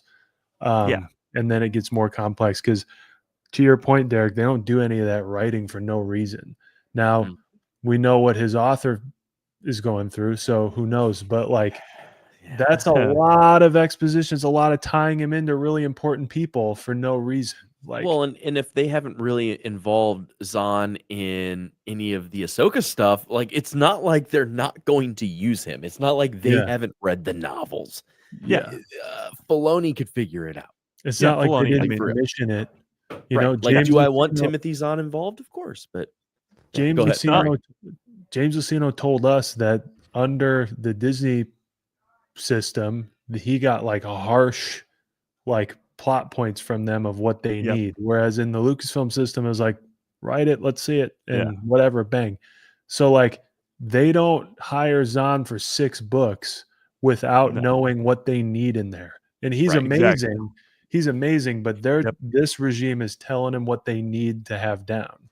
You got to think about it too. When those Thrawn books were being written, Dave was also playing with Thrawn and Rebels. So like, he's already involved with that character, so clearly he had some sort of involvement with what Zahn had to be writing. Like you said, plot points. He probably wasn't telling Zahn exactly what to write, but you have to involve this, you have to involve that type deal. Well, and it could be a thing like, and I don't want to speculate, especially on like a Star Wars podcast, but like maybe they had a closer relationship during those series and that's just changed. And Yeah. like, I mean, I'd be pretty upset if my relationship changed and I lost out on Star Wars. And that very well could be so far off. I don't know. I do not know. All I know is that Disney and Lucasfilm own Thrawn. Yeah. They can do whatever they want. And well, go ahead. No, go ahead. Well, I was just gonna say, Thrawn in Legends is so different from Thrawn in canon. Yep. And they've established with these 6 books and Thrawn in Rebels and Thrawn in Ahsoka really who the character is. Now in live action, we haven't really met much of his backstory or anything of that sort, but you still see that he's the same guy. Like he's still the strategical genius. We just don't really have his backstory yet. And I mean, that's the same for most characters. When it comes to stuff like you don't really learn about their backstory unless you read the books or the comics or whatever. So, and hopefully with this trilogy, if there is one, and Ahsoka season 2, we get more of that backstory with Thrawn because you're going to get a lot of Thrawn in the upcoming future of Star Wars. So hopefully you get a lot more of that. Yeah. What do you think in the next trailer that we get? Will we get a sneak peek at someone like a Bo-Katan just to start, right now we got this trailer, a tease in that, because right now we got a cool tease with nothing. Okay, there's nothing in there that we weren't like, oh my gosh. I mean, even the Anzellans, okay, cool, they were in Mandalorian. We know who they are. A couple of the monsters, okay, cool. Those are things that we can put in. But the next one, if we see Bo-Katan come in and kick somebody's ass, or we see, like you said, we see Slave One fly by, everybody's going to lose their freaking mind. Yeah. So do you think we'll get one next, or do you think we'll even get one before the movie comes out? I could see them doing something like not physically showing that character, but something like they did in Mando season 1. There's a fly in here.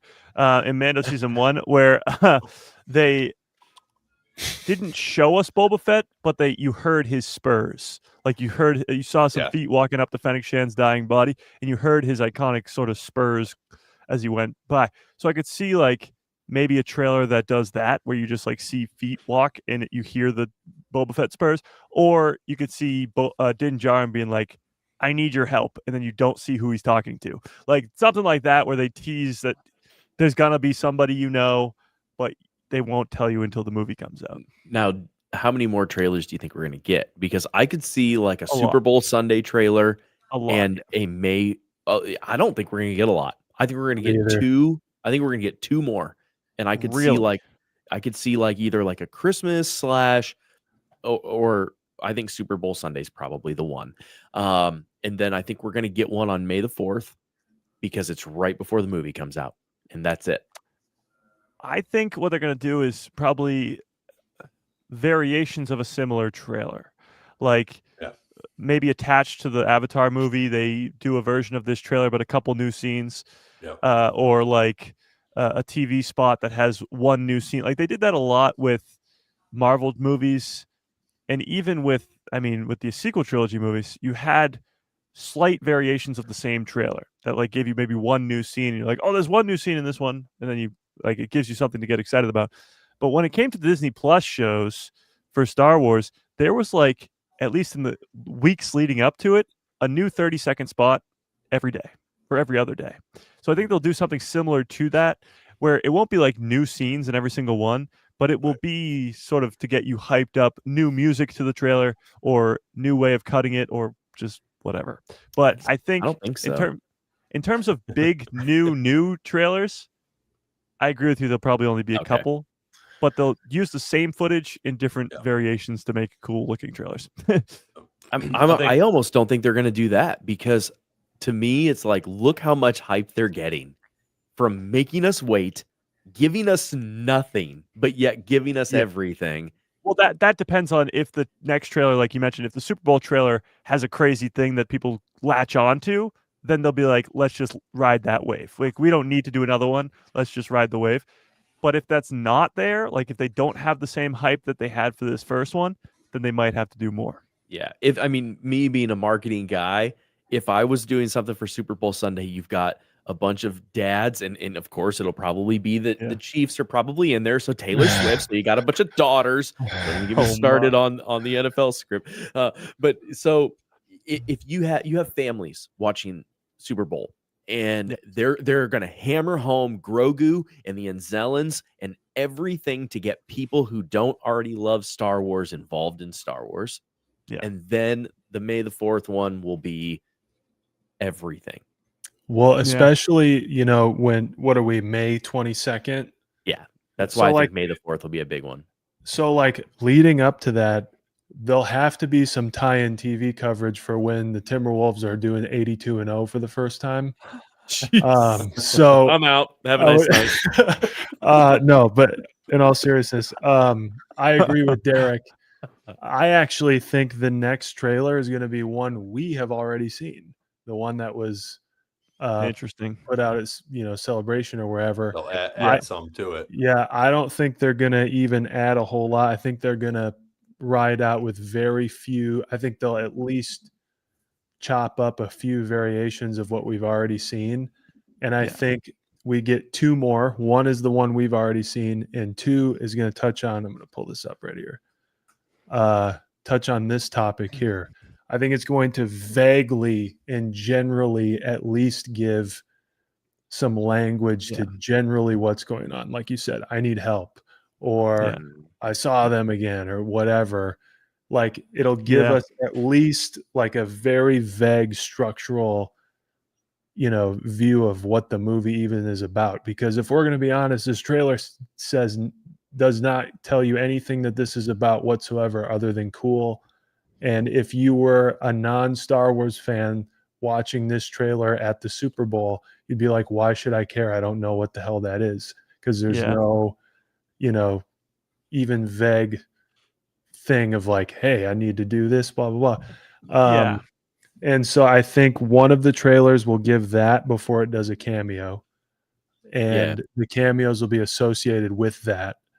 And then I'm with Derek. I don't think they're going to move an inch. I think anything new they give us is going to freak people out anyway. Or a big red herring too. Like look at the whole Snoke thing and what is this and all that. Like I could see that. But it's just some of us are in the music industry, and how do you get more guys to come to shows? Get girls to go to shows. Well, how do you get more? How do you get more guys to go watch Star Wars? Get their kids to love Star Wars, and that's the thing. It's and I'll throw this in there too. In Force Awakens, I think, and it may be The Rise of Skywalker. One of the trailers. There was a lot of people, especially self-proclaimed Star Wars fans, who thought Luke Skywalker from the movie was speaking from that movie the trailer was about, was speaking at the beginning of the trailer. And it's just his lines from Return of the Jedi that they throw in there.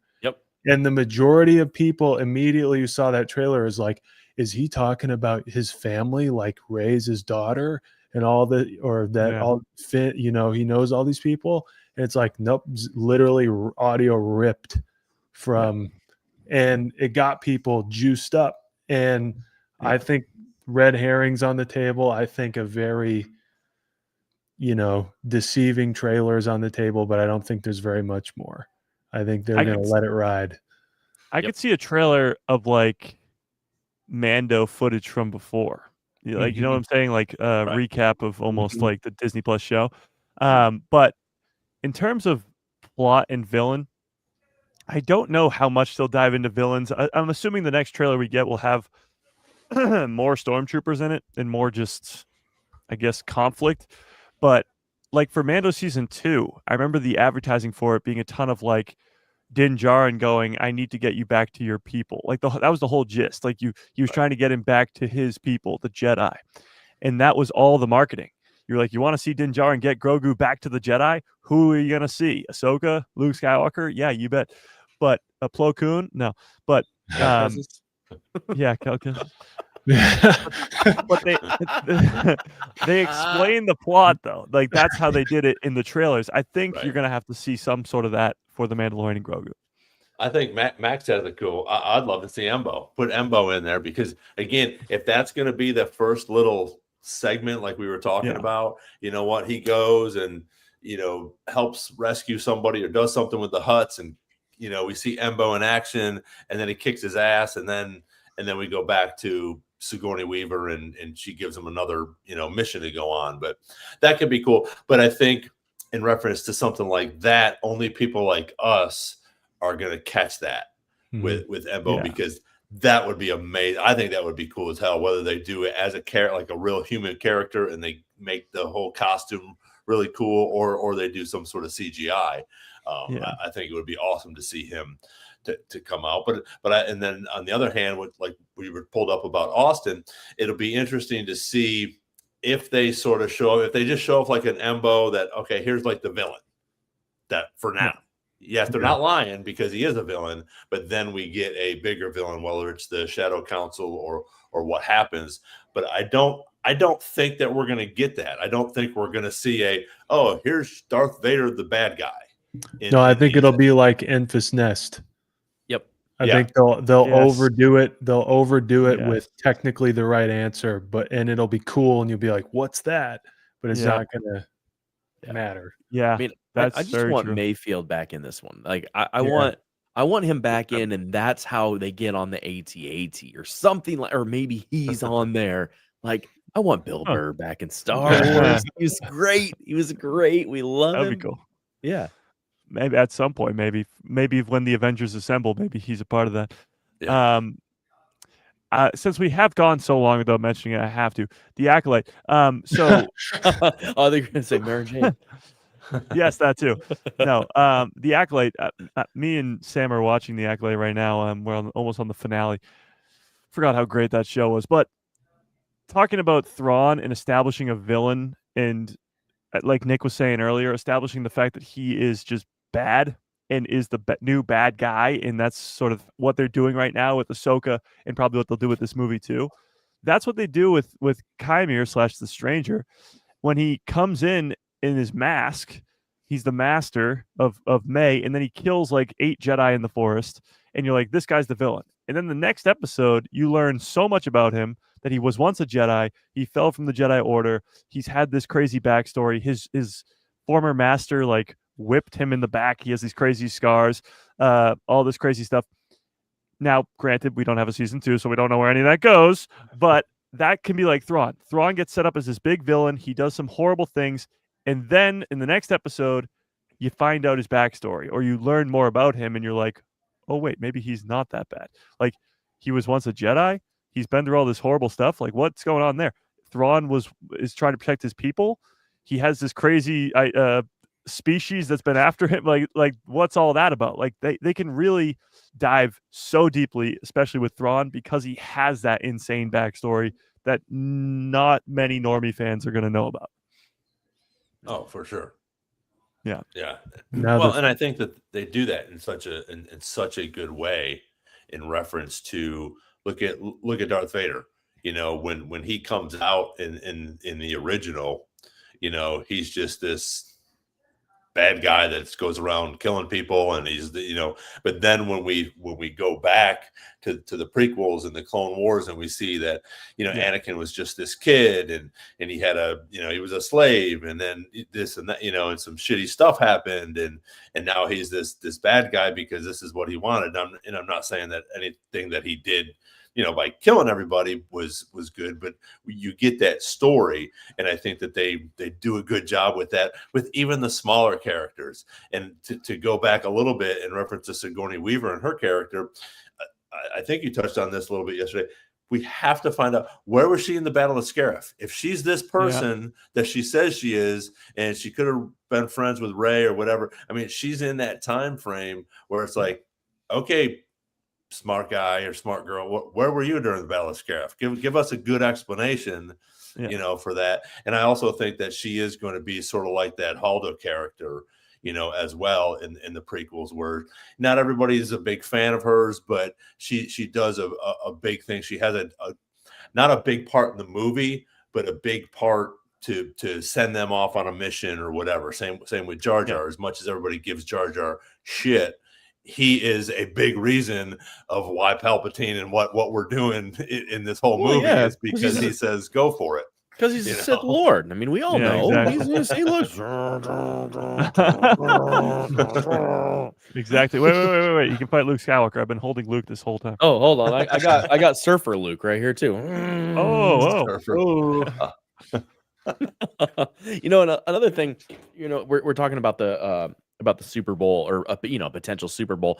I don't think there will be a trailer for the Macy's Day Parade, but last year they had Grogu as a balloon in the Macy's Day Parade, and again, you have to think Christmas time and you have to think merchandising. So you'll always have Al Roker and the Mandalorian out on May 22nd, and here comes Grogu kind of stuff. But I don't think they're going to give us a trailer then, but I definitely could see them replaying that trailer, or maybe just maybe like what Mike said, some different highlights of Grogu and Zellens.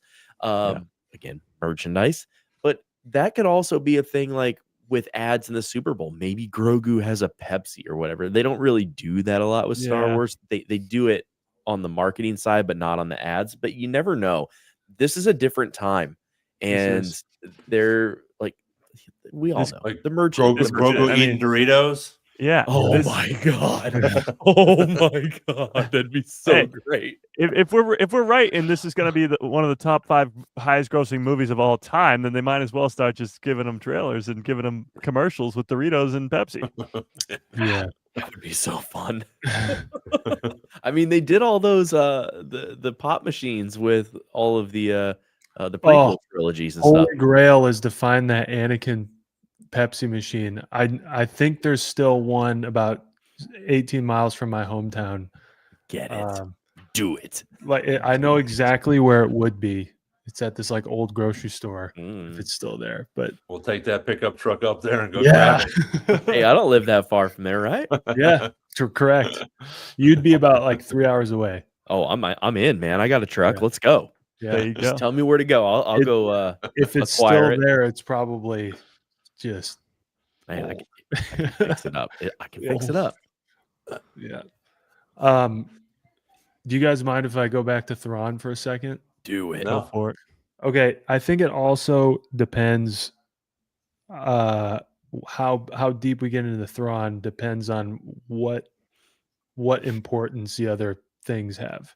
So, do they think? Well, do they want to put more importance on Ahsoka's story moving forward? Do they want to put more importance on the Ghost Crew being in live action? Do they want to put more importance on the Mandalorian?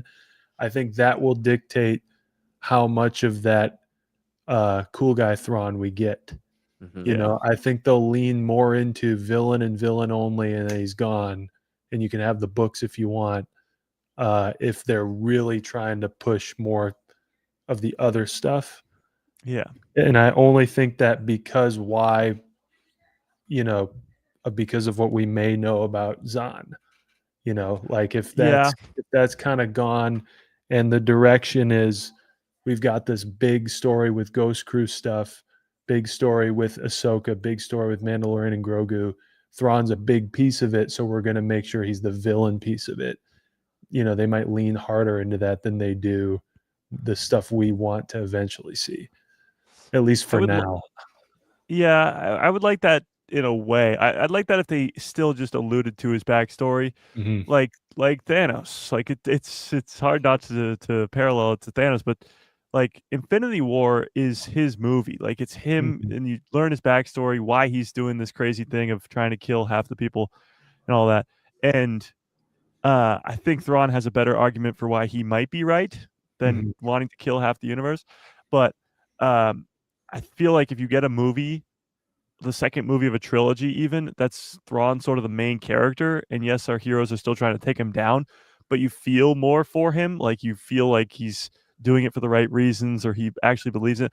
A villain is so much better when you know their intentions and their intentions actually feel real. A villain to himself is never a villain. They always think they're doing the right thing. Mm-hmm. for example, Anakin. Like he thinks he's doing the right thing to try and save Padme, and he ends up killing younglings, and it ends horribly. But in his own head, he thinks he's doing the right thing. To me, the Jedi are evil. So for Thrawn, he thinks that this is the right thing to do, and he has his reasonings for that. They got to tell us those reasonings, because right now, to the normie audience and to the people who haven't read the books, we don't know that. Mm-hmm. So, And I could also see them just doing that as like he's ruthlessly good at what he does.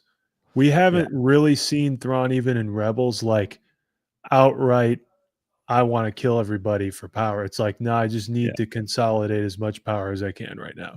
And even in Imperial like structure, he's about that.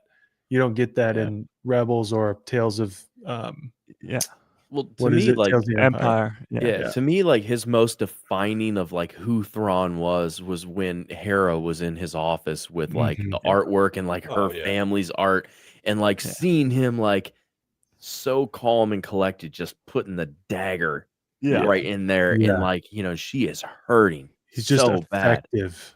bad. And he's just like, I know everything about you.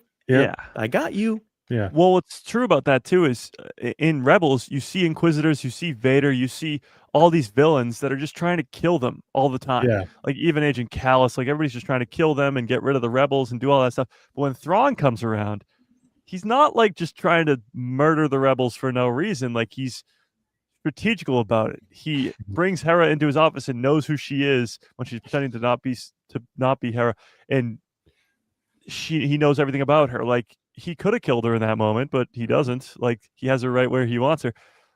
We see so many villains in Star Wars that would just, if given the opportunity, would just stab you with a lightsaber. And Thrawn is not that guy. And Rebels does a great job of that. And in live action, we haven't gotten enough of him for him to really do much of that. But even he's in a Ahsoka, solid dude. He's a solid dude. I think he does a great job of that with Balin Skull as well in Ahsoka, because he talks about he knows who he is, you know, and then he uses him because he uses him for Sabine and then all the other stuff, and then towards the end, you know, he's at the point where, hey, you know what, we have one priority, we're getting out of here. Even Morgan Elsbeth. Right. Yes. If they're not here, we don't care. Yeah. And but I even think with I was just gonna say, I think it's less about like Empire. He's like, all right, I'm back where I need to be. But I don't like, he's not world domination guy. He's like, I don't care. Like, and that's the part of him I hope we get. I just don't think they're gonna do that without making him really bad at first. And he's just gonna be like ruthlessly bad because he doesn't care about the glory of the Empire. He doesn't give a shit. Right. It's like it's his way of consolidating power so that eventually he can do his thing. And you can still make him evil like Thanos. Like you go, Thanos, kind of get it. You're still a psychopath. And I'm still not on your side, but I get it. And with Thrawn, you can make him ruthless and like a bad guy without being like, you know what? Forget everything about me being the villain and follow me because I'm going to go save my people. You know, you can make him both. Well, you can have him come to the galaxy, and because they set up the New Republic to be this failing government, you could have even a scene where he's explaining that. He's like, I'm back. The New Republic, you guys are a joke. Like, I want to protect my people. I want to protect the galaxy. I'm going to use my Night Sisters. I'm going to use the remnant of the Empire that actually still has power because the New Republic can't do anything. Like, maybe if the New Republic was good and powerful and could control the galaxy, then maybe he would join them. But he's like, no, I got to do this myself. So he does his own thing. But going back to in live action, like Ron was talking about with Balin Skull, even with Sabine, he could just have killed Sabine, but he doesn't. He gives her a weapon. He gives her lightsaber back. He gives her a creature to ride on, and he gives her all these supplies to go find Ezra. Like, he doesn't have to do that. He knows he's leaving, and she's going to be stranded here anyway, and she probably won't even find him. But he still could have just killed her, but he doesn't do that. He lets her just go and gives her supplies. Like, he's not that kind of villain. He's different. No, absolutely. Phew. We are at an hour and 50, which wait, what? Yeah. Really? just talking about a little trailer that popped up on a random Monday. Jeez, Yeah. I knew this would be a good one. We didn't even get to Legos. I was gonna say, I Oh. hate to break it to you guys, but a new Star Wars show came out last week, and we didn't even talk about it. It's fine. And Cal there's always Kestis was next in it week. too. Cal That's right. Kestis was in it. Cameron Monaghan was in the show. Yes. Oh. Yes. And if you haven't, Mike has an awesome breakdown for that as well. Yes. So you need to go check that out. And tomorrow at 2:00 Eastern, Mike will be on live again. So I'm sure he will continue to talk about this as well with everybody on there, along with some other stuff that he'll have and find this evening and start writing down so he can talk about it for 2 hours tomorrow. Yeah. So, but You're a no, I think machine, this was Mike. good, and I think it's cool that now we're starting to get into things like this where we can start to see that. And we were all hoping, and even though it didn't come on the weekend, which was fine, the big surprise on Monday, when I texted you guys, and I don't know if Mike, you were already seeing it, but I was just getting moving, and I was like, oh, wait a minute. And because there's so many fake ones out there right now Yep. about all this stuff, whether it's Mandalorian Grogu or a Kenobi series or whatever. And I'm just like, oh, this is pretty, this is fake. Well, a week ago, I was just, when I saw Star Wars, I was like, okay, cool, this is real. A week ago today, we were getting tweets and stuff like, guaranteed it's coming out tonight or tomorrow morning, and this is what's in it. Yep. And all and so and they were close. Yeah. I mean, which was cool. The one that we've referenced here a few times, though, I think it's the guy's name that he has had some pretty good calls. And I think Mike, you had mentioned that he was one of the ones that said it would be coming out this weekend. So again, they don't know everything. It came out on Monday. Maybe it got pushed back for some reason, or maybe there was just a little bit of a somebody teased it out somewhere else. So I think again, you're right with all the stuff that we didn't get to see and we didn't know about with Grogu. There's definitely going to be surprises when we go to the theater and see this, even if we do get a few more trailers, which will again tease us and whet our appetite for more. More Star Wars stuff, and who knows what else we're going to get in between now too.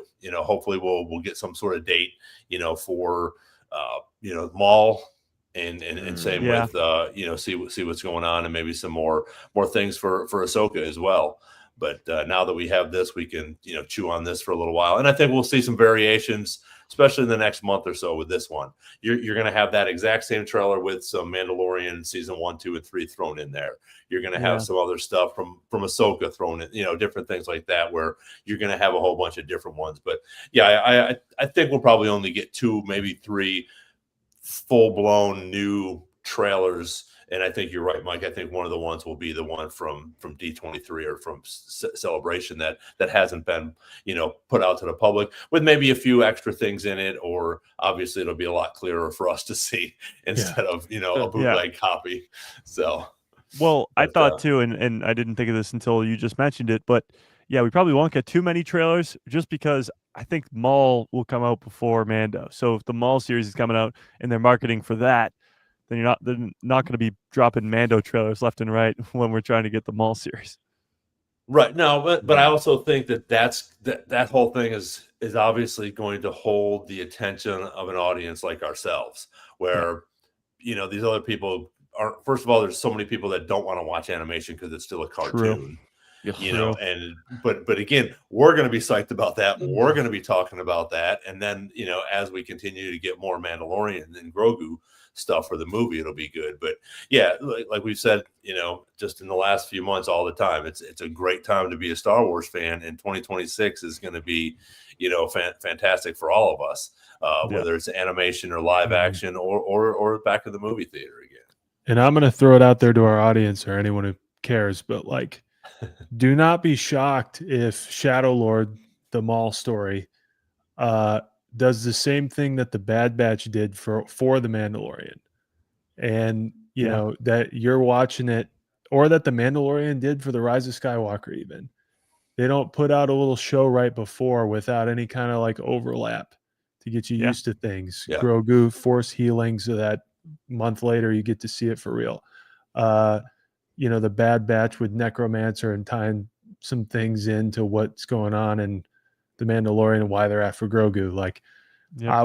I would anticipate. I would call that there's going to be some kind of random thing in Shadow Lord that's going to enhance the experience of, not be necessary, but enhance the experience of the movie. Well, Shadow Lord is very much going to be the underworld with probably the huts, and I mean, Yeah.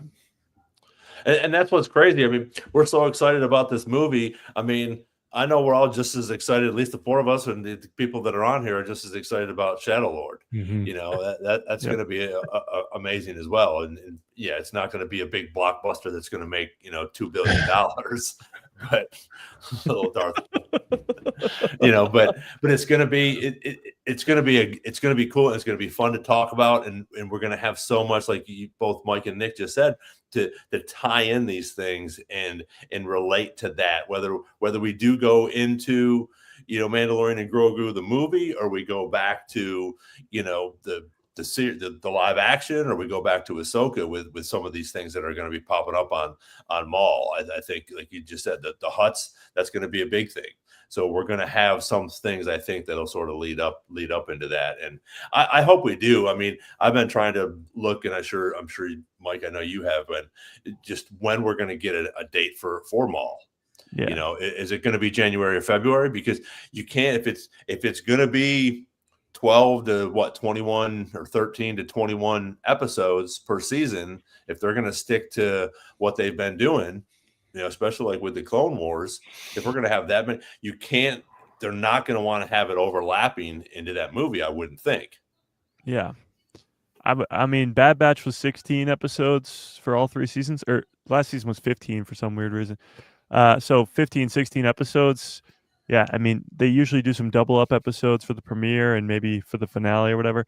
So yeah, it'd have to come out at the latest. You're talking March at the latest. Right. I mean, even if they do 10 weeks, if they, like you said, if the first 2 episodes come out and then they do a couple singles and then another 2 episodes and then, 2 at the end or whatever, but you're going to have something that they're not going to want to have that out on Disney Plus when people are trying to go watch The Mandalorian and Grogu, which I mean, I'm okay with that because then we just get twice the fun. I'm cool with the end, especially for animation, doing the Andor formula 3 at a time. Yep. Put them out. I love it. Yeah. So much. Yeah. Not that I have anything to do the next day after they release those. I'm just watching with Mike anyway. Yeah. And sitting there on my phone while Mike's on my TV, while I've got my computer over here, just typing away. As much as I love Andor, it's a great show. Those 3 episodes killed me.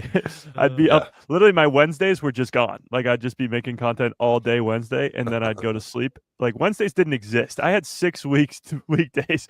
But no, I'd be down for that for animation because the episodes are shorter, and I mean, just the batching of it would be pretty cool too. Yep. I don't know. We'll see. Yeah, it'll be fun. So, all right, we're almost at 2 hours. So again, thanks to everybody for being on here tonight. Brett and Papa Boz 66, Max Rebo, who's been blowing up the chat. I appreciate it. Steve was on here. Austin, thanks everybody for the comments and hanging out with us. Zima jumped on tonight. Thank you all for being here. 3 other guys, Derek, Nick, and Mike. Thank you guys for being on here. Again, check out Mike's episode tomorrow at 2:00 as Derek is switching his lights in his background. And whoa, that's the cue. We will be back here again next Wednesday for a live Star Wars Jedi chat. Thanks again, everybody, for being here. May the Force be with you, and we'll see you next Wednesday. And Mike tomorrow at 2:00 Eastern. See ya. Maybe.